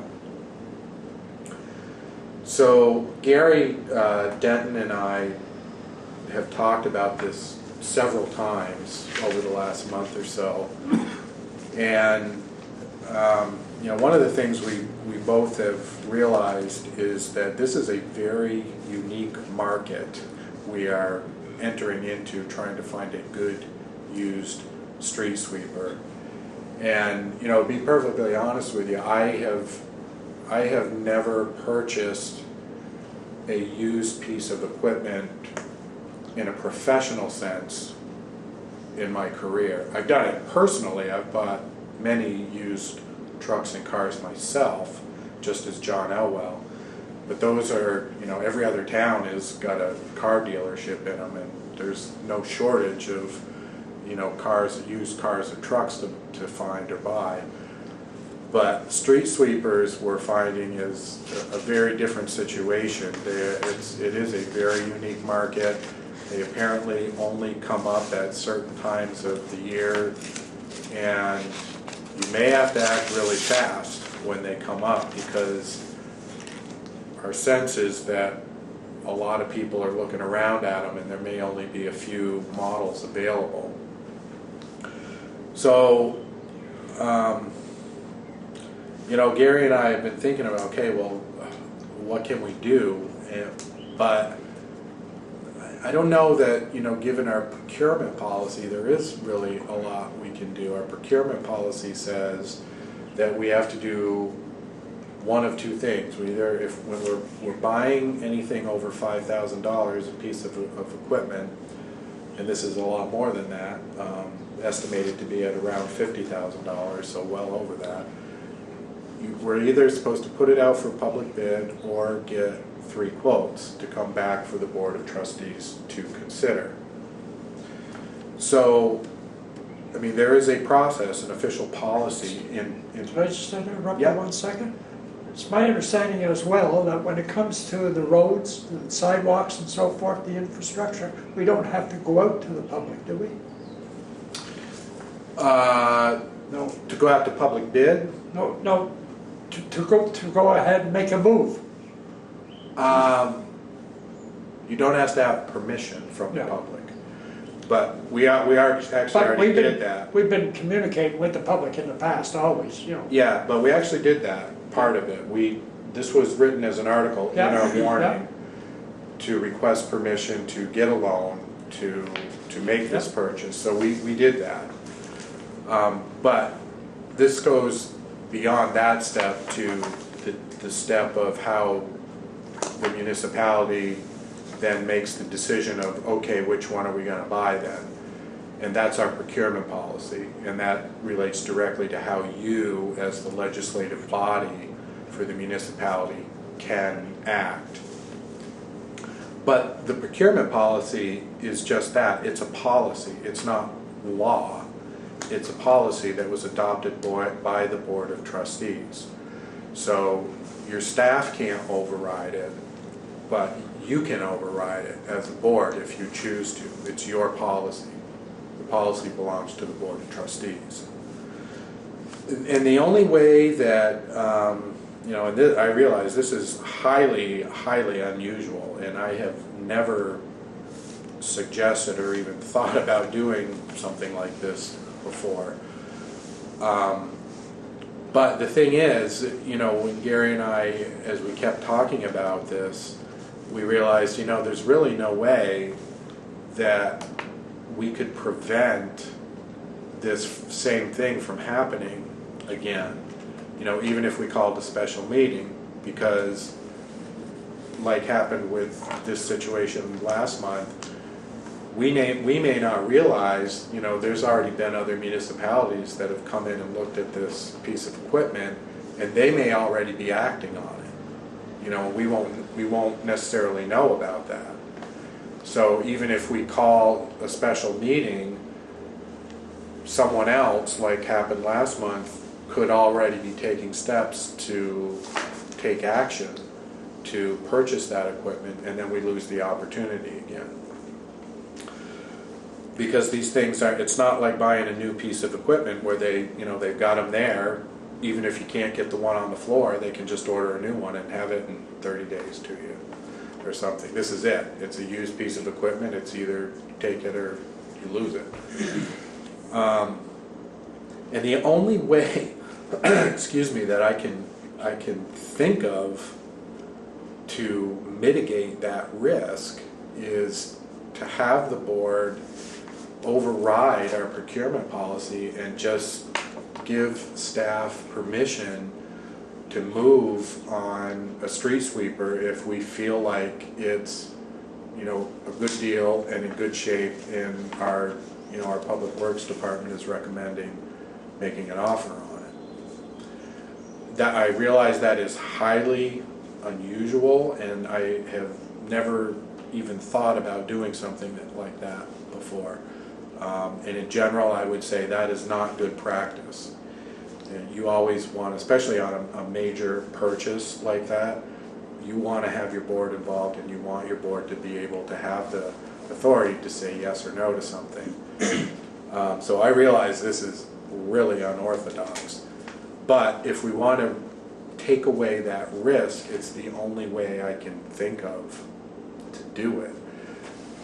But I'm not saying that's the right thing either, because those checks and balances are there for a reason. So if you don't feel comfortable with that, which I completely understand, if you don't, then we may just have to, accept the risk and understand that, something like that could happen again, and we could lose that opportunity to purchase that item. It's possible. I'm not saying it will happen. I'm just saying it's possible. So I just thought, I would bring that up and, you know, see what you guys' thoughts are about it. And again, I'm not even saying I necessarily believe that's a good idea. There's a part of me that doesn't feel like that's a good idea. But it's the only way I can think of to, you know, completely take away that risk of, you know, having somebody else come in and make a move before we have a chance to. Which has basically happened on the one that we lost, really, you know, by the time you come up with all your paperwork and so forth, to get Yeah, that meeting was called over the weekend though. You called on what, a Thursday, Friday? Did we schedule the Monday meeting? Yeah, I So think it we was made the days decision on a Wednesday, and we called the meeting for a Monday. So I don't know about you guys, but I'm pretty flexible in scheduling, especially when it comes to something as important as this, and I may be able to sneak out for a meeting if you call it that day or for the next day. Yeah, you can't, there are rules about how quickly you can You still call gotta them. post a notice on the Yeah, board, you're supposed to, 3 conspicuous places. yeah, you still gotta post it, you gotta warn It's it. not just the same day, unfortunately. You've gotta give at least, you're Oh, supposed to it's give a- at least 48 hours notice. Now, if it's an emergency, you can do it within 24 hours, but it's supposed to be a real emergency. It's like, We're running out of time. you got a It's flood time to or clean the streets something. right now, isn't it? Yeah, oh, well, no, we're not gonna make it for the spring cleaning. We've already called in some contractors to give us assistance with that, because we know there's no way we're gonna be able to do this before Does the state we need have a sweeper? all the streets sweep this spring. Room on the loader, yeah, And that wouldn't but do- not what the machine. But we can use it again later. Last year, for the first time, the board had asked us to do a street sweeping in August. So hopefully we'll have one by August, I would hope. Wait a minute, Walter brought up that if, since it's roadways, you don't need the public's permission. So in theory, we wouldn't have to. Different issue. Okay. He's right about that. If it's concerning the maintenance of public road and keeping a road, you know, clean and safely passable, you don't need to get public permission for roads and streets. But that's a different issue. We actually already dealt with that, and we did get public permission already. At our annual meeting, we had an article written into our warning that asked for public permission to purchase a used street sweeper for an amount not to exceed $56,000. So why would we have to wait 48 hours in calling that meeting then? Since we This have has to do permission? with the decision that you, as the legislative body, are making on which vehicle, or not vehicle, but which street sweeper we would then buy. Right, I understand that. but- That's internal. They're two different subjects. One is asking for permission from the public to make the purchase. What I'm talking about is our internal policy about how the legislative body then makes the decision over which piece of equipment you're gonna buy. Like you guys just approved the purchase of a new pickup truck for the electric department. Same thing. We didn't just walk into a dealer and say, okay, Steve Jones, what pickup do you like? Go make an offer on it and buy it.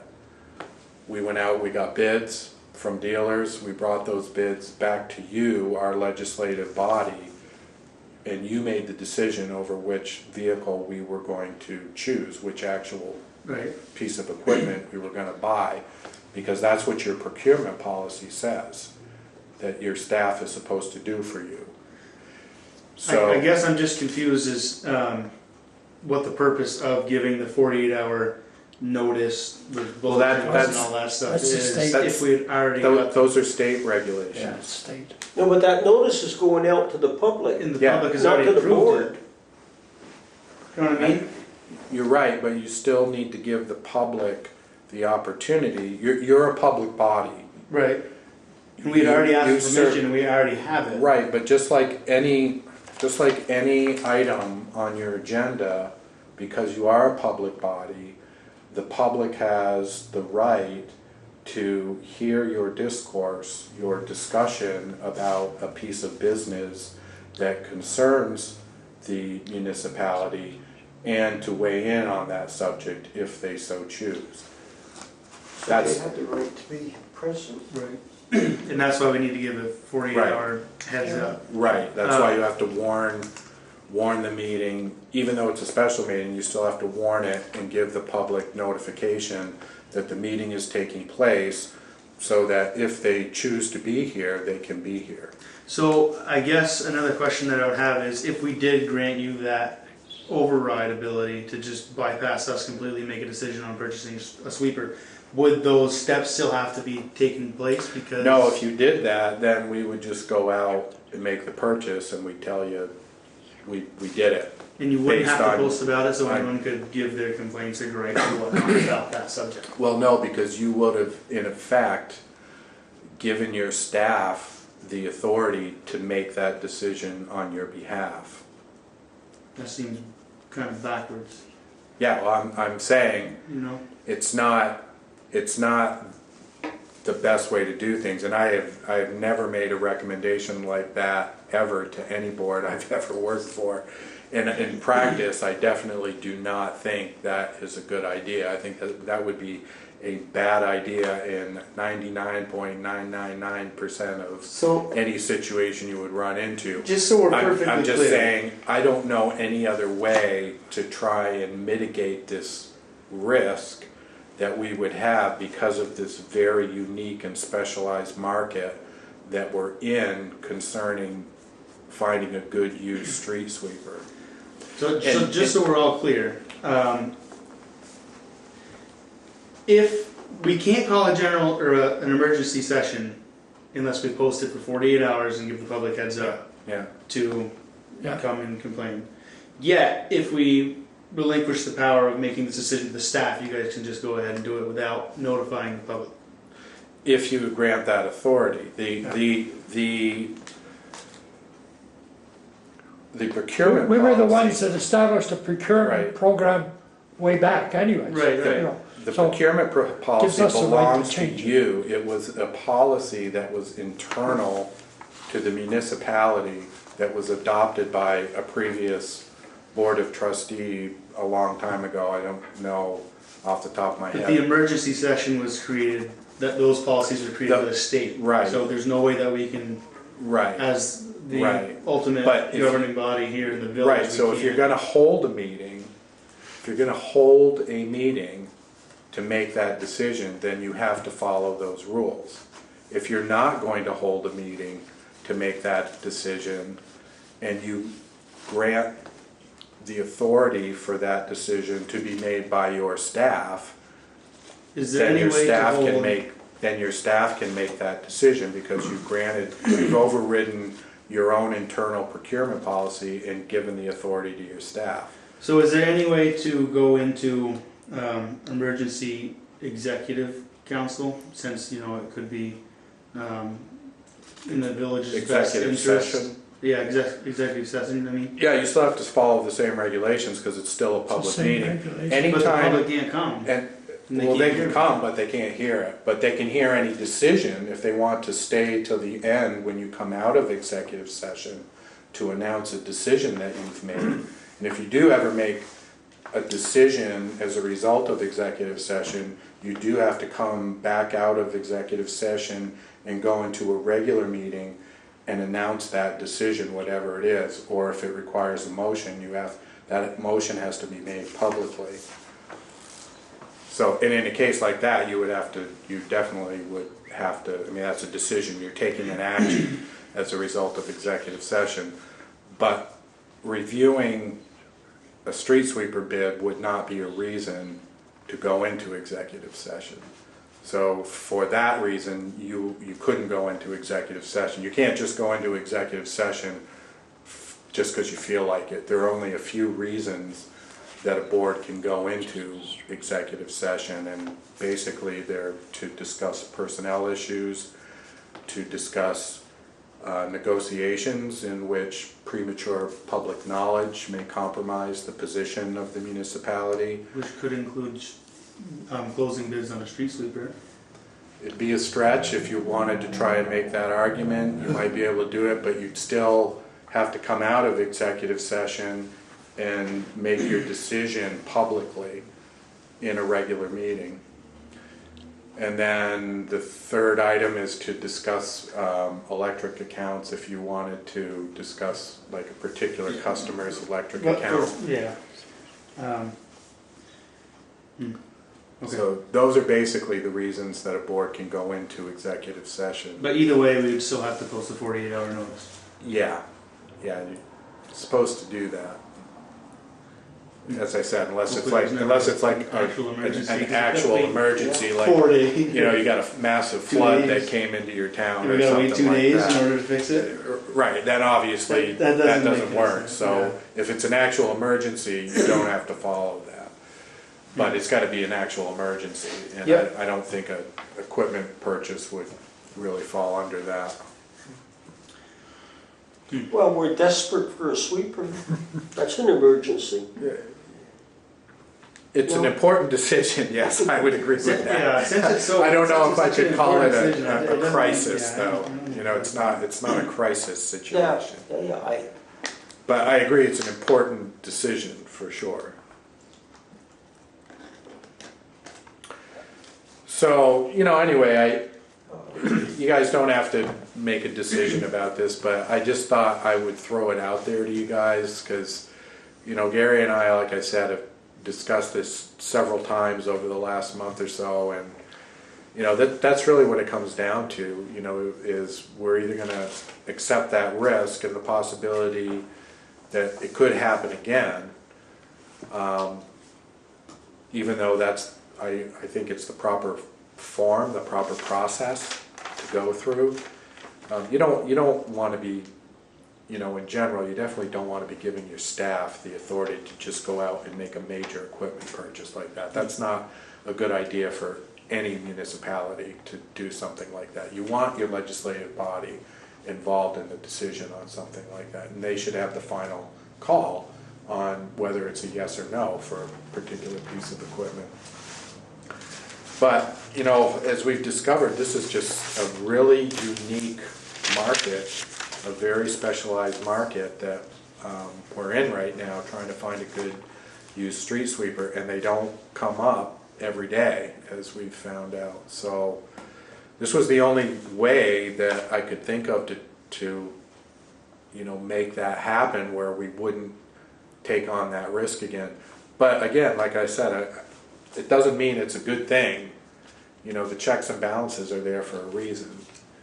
And, you know, in the end, you may still want to keep those checks and balances. But But I mean, if we make one exception for this specific, and emphasize that it's solely for that one item, yeah. we're only gambling on half the situation, really. So what if we went out and bought a new one? We'd still have to, a new vehicle would be, that's a totally different market. You know, they're manufacturing new ones They're there all the time. Yeah. They're a You can dime get a it- dozen to Right, you buy. can get a new one, just order it, you know, and they'll get it. no, to but you. I mean, it wouldn't have to be posted and for 48 hours and all that. Well, if it was a new one, we would handle it the same way, for example, that we did with the truck We asked bid for that they just 65,000, you'd be asking for We- 150 or whatever the Yeah, price that, may be. it'd be a lot more money, first of all, we don't have the money to get a new one. You recall, we applied for a grant to try and help us with that, but That was we were not, refused. right, we were not funded in that grant, Right. so that's why we went with Plan B, which was to use the money that we would have had to use as a match anyway if we got a new one to get a good used one. And we do have enough money there to do that. We believe that in the used street sweepers that we've looked at so far are all within that budget that we have. Problem is, you know, finding a good one that we feel comfortable and confident about purchasing and then acting on it, you know, quick enough so that we can get it.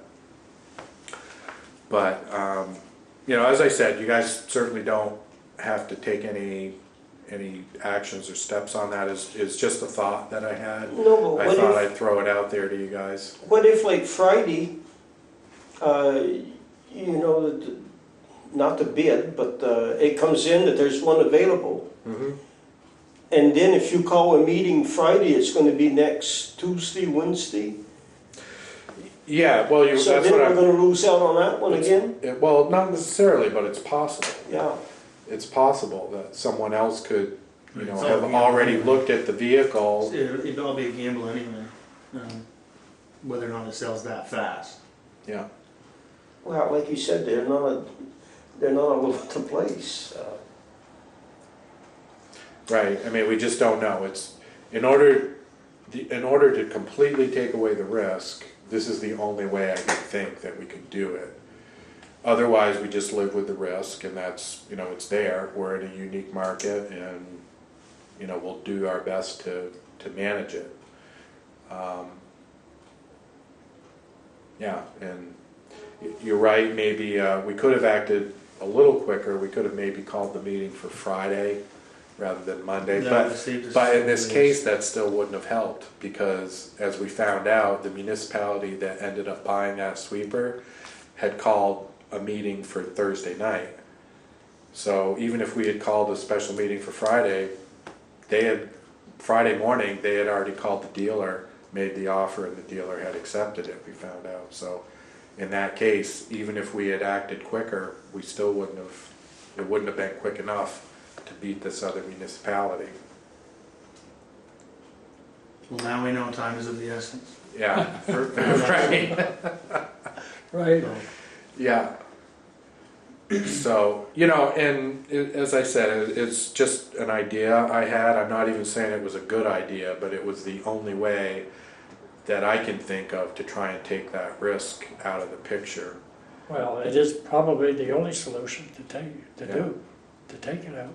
Yeah. But- But, so maybe we just leave it like that for tonight, and if somebody feels like they want to talk about it again, let me know and we can talk about it again. You said the next ones wouldn't come up for another 3 weeks or so. from the That's dealer. what they- That's So what they- we would have time. That's what they That's what told the salesman Gary. said, yeah. They thought sometime like around beginning to mid-June, they thought they'd have some more good ones in. So we'd have time. And Guy hopefully will be here Yeah. for input. But yeah, if anything pops up in the meantime, Yeah. let us know ASAP. So Yeah, we definitely will. 'Cause we're keeping our eyes open, and just as we've discovered, like I said, this is just a very unique market. It's kind of slim pickings out there, so you got to move if you see a good one that you want.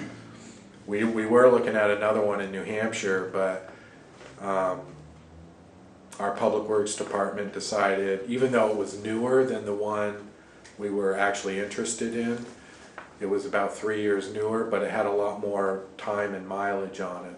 And they decided the one in New Hampshire, they just had too many miles on it, too much time. They didn't think it would be a good deal for us, so they decided to pass on it. okay. Okay, next item is manager's report. Yeah, that was part of it. That was it? Yeah. But we got several more things. Got actually kind of a long manager's report tonight. So the next thing I had was I wanted to just make you aware that we had an unexpected change in a piece of equipment related to our hydro project. This came to our attention last week that the bearing for hydro plant number 1 was spec'd to be a lignum vitae bearing, which is a type of very hard wood out of Africa. And we had thought that the bearing had been spec'd to be what's referred to as a roller bearing. Roller bearing is made out of steel. The differences between the two, they both have long life cycles, we're told. The lignum vitae, or the wood bearing, needs water as a lubricant, so you have to run a lot of water over the bearing to keep it lubricated while you're running it. And the roller bearing doesn't. It doesn't use water, but you do need to lubricate it with oil, with petroleum. So different ways of lubricating it. Our expectation with the roller bearing was that we weren't going to be using a lot of water, And so there was a plus and a minus to that. That would save the electric department some money, because then they wouldn't have to buy water from our water department. Our water department supplied the water to lubricate the lignum vitae bearing, which is what we currently had in there before. That's the same type of bearing we had in the plant.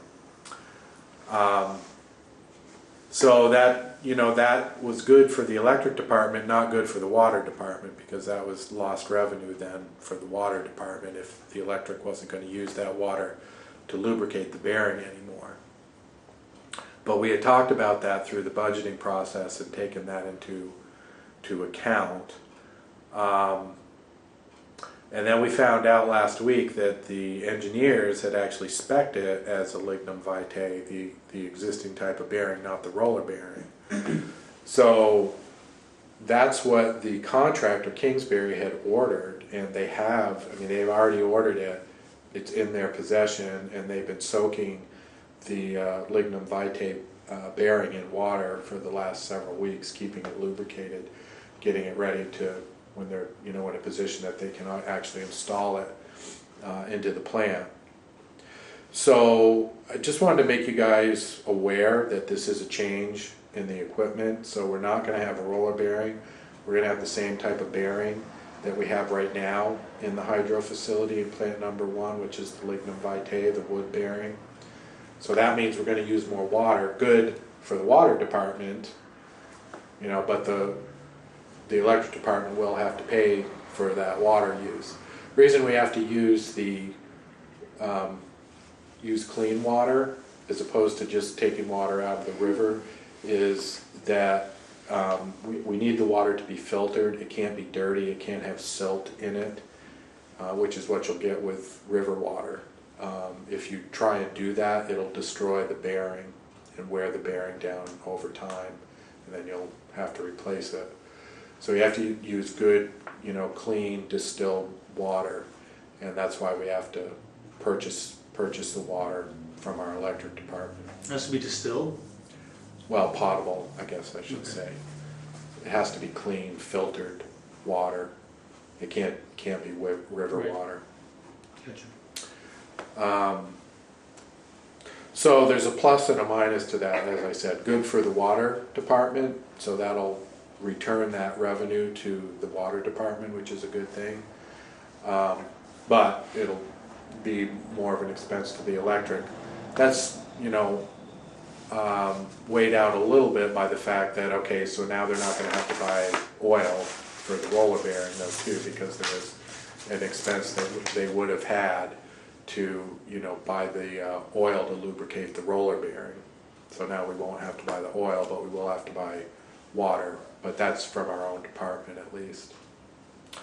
So I just want you guys to be aware of that. We also looked at the possibility of, okay, what are the pros and cons of, you know, if we really wanted the roller bearing, could we get it now? And it would be very difficult to go to the roller bearing at this point, because they already ordered and have received and have, you know, been lubricating this lignum vitae bearing Kingsbury has. So we would lose the cost of that. They can't just send it back now.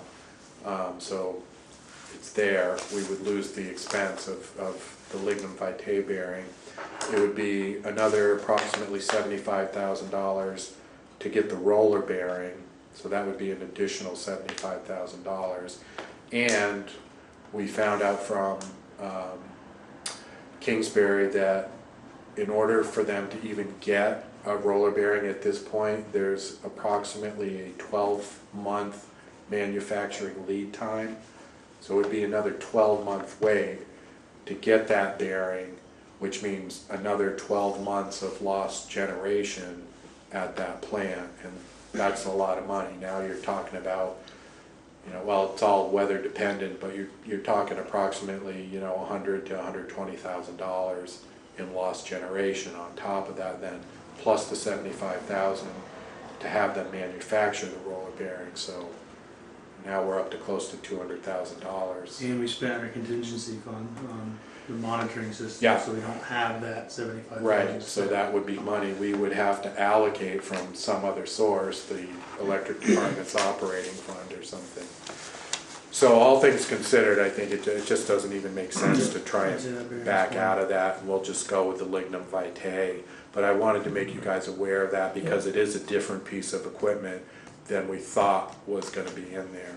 But it's not, I mean, it's not a terrible choice. Our engineer actually thinks it's a good choice, which is why I guess they spec the lignum vitae. We just didn't realize that's what they had done. We thought that they had ordered a roller bearing. And internally, that's what we had talked about, even Way back. during I was talking our, about even during our last budgeting discussions when we were doing the 2018 budget, we talked about the impact that this was gonna have on the water department because we weren't going to be using as much water anymore because you didn't have to lubricate the roller bearing with water.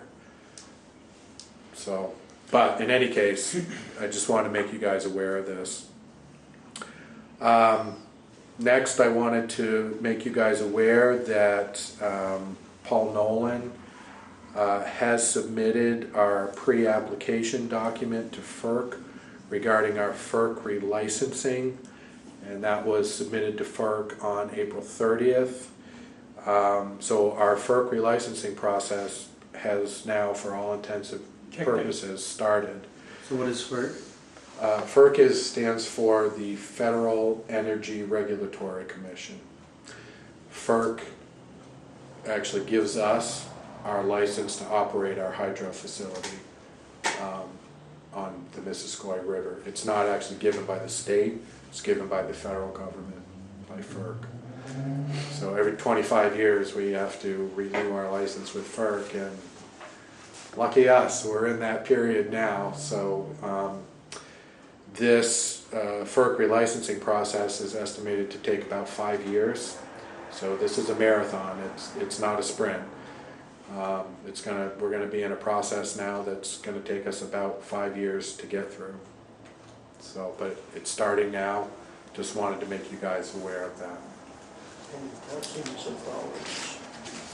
And also wanted to make you guys aware that I wrote 3 letters of support on behalf of the village of Enosburg Falls for different grant applications that potentially could impact the community. One was to Northwest Regional Planning Commission for an additional signage grant to be located along areas of the Missisquoi Valley Rail Trail system. And then I wrote 2 letters of recommendation for the Enosburg Falls Economic Development Corporation for 2 grants that they're interested in applying for. One, regarding a revolving loan fund that would be for the Enosburg Falls Economic Development Corporation to help them maybe give some seed money or startup money for potentially new or existing businesses in the community. And the other one was a letter of support for a grant that EFEDC is going to put in for a feasibility study to look at the possibility of doing a spec building up at the industrial park. And I put copies of those letters in the back of my manager's report just so you guys could see that. I just wanted to make you aware I had, on behalf of the village, had written a few letters of support to some other organizations for some grant applications they're putting in.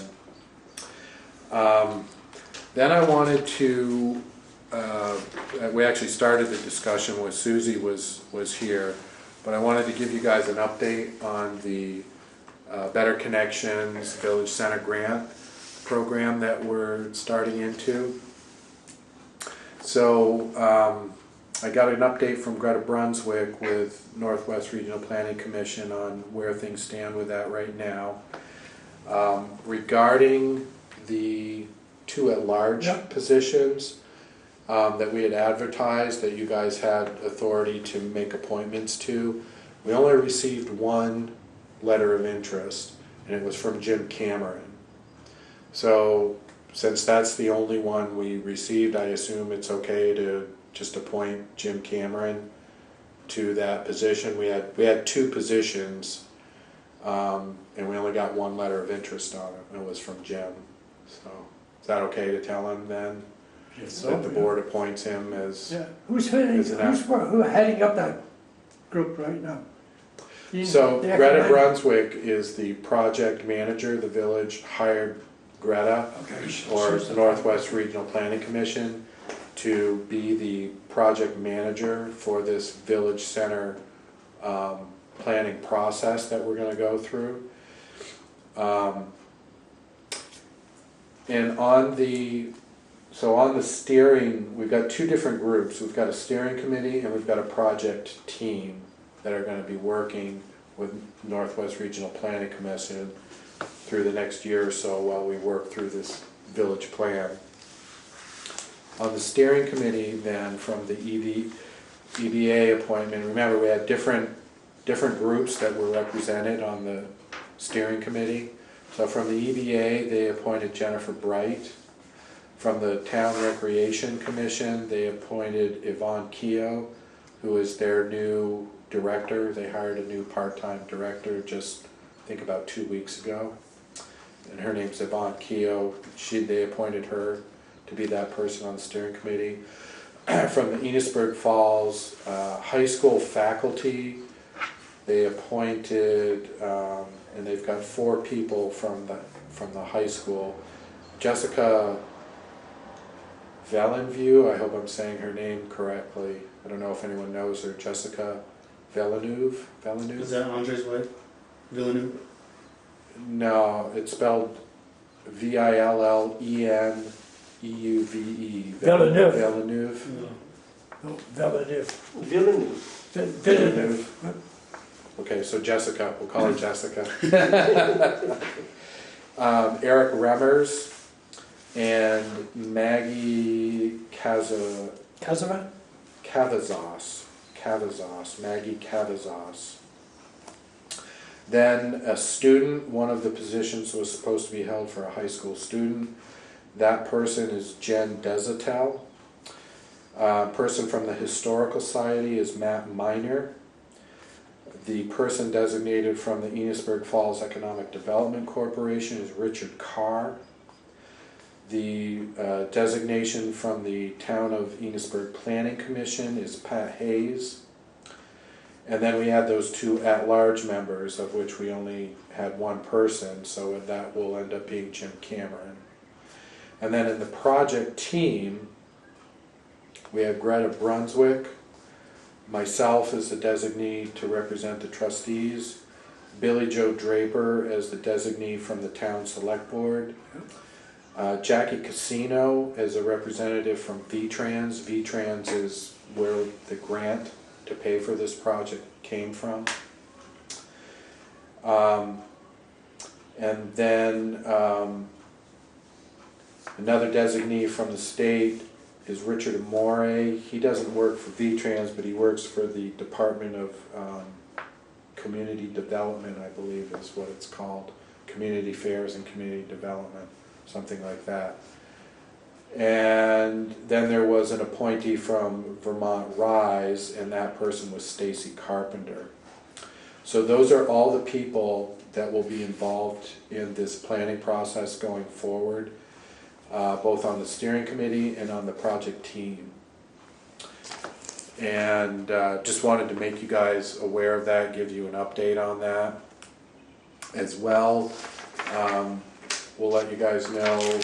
We got, I haven't seen them yet because they were all sent to Greta Brunswick, but Greta has also informed me that we received 6 proposals from contractors to come in and do the planning work for the municipality as we work through this process. So we'll be evaluating those proposals and making a recommendation on those. Okay? Yep. And then last thing, I just wanted to let the board know that I'll be taking some vacation time the end of June and the first week of July. I'm going to be doing some fishing out in Wisconsin. I talked to Walter earlier over the winter about that. In order to make the reservations for the cabin that I'm renting with some friends of mine that done this trip before around the same time period, end of June, beginning of July. we needed to tell the guy whether we were gonna actually rent it or not back in January, and I had talked with Walter then about taking those couple of weeks off there. I just wanted to make everybody aware of that. I'll be out from June 21st through July 6th, which is a Friday, and then back in the office on Monday, July 9th. And I will still have my cell phone with me, as always, but as in the past when I've done this trip out there, it's kind of limited coverage. I do get some coverage on a cell phone out there, but it's limited. So if I don't get a call from someone immediately, eventually I'll get to an area where I do get some cell service, and I'll see the call comes in, and I'll obviously respond to that call when I get in an area, when I do get some cell coverage. So I just wanted to make you guys aware of that. It's a big one. I'm gonna try, man. There's a lot of lakes out there. Oh yeah, there's tons. Caught some big ones last year.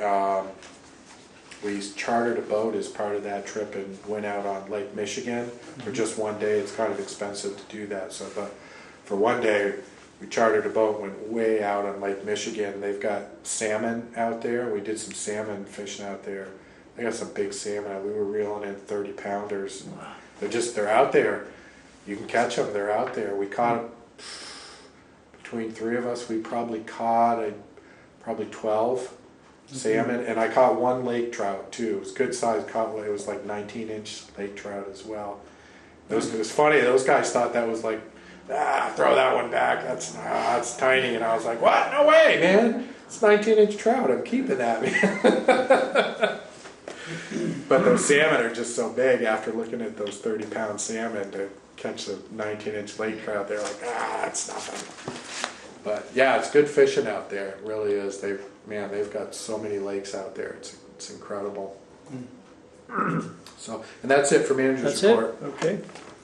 Next item is other business. Does anybody have any other business? The question is, before we move on here, are we going into an executive session this evening? Nothing I had. If okay. there's anything a board member wants to go into for. Okay, so if such is the case, then there's no other business. I'll entertain a motion to adjourn. May I just say, do everyone in the board, do they know what's going on with our financial secretary? I believe so. I called everyone. You did? People that I didn't. June 1st or something? June 4th. Yeah. So the village has made a decision about a new hire for director of finance, and that is going to be Carolyn Marcy, who worked here previously before Joanne Davis. And Carolyn has decided to rejoin us. I'm very happy about that, and I hope everybody will welcome Carolyn back to our community again, and her first day will be June 4th. Okay, so with that, we'll entertain a motion to adjourn. I'll make a motion. Second? Second. Okay, motion adjourned. Let me Meeting see, this adjourned. guy's on here.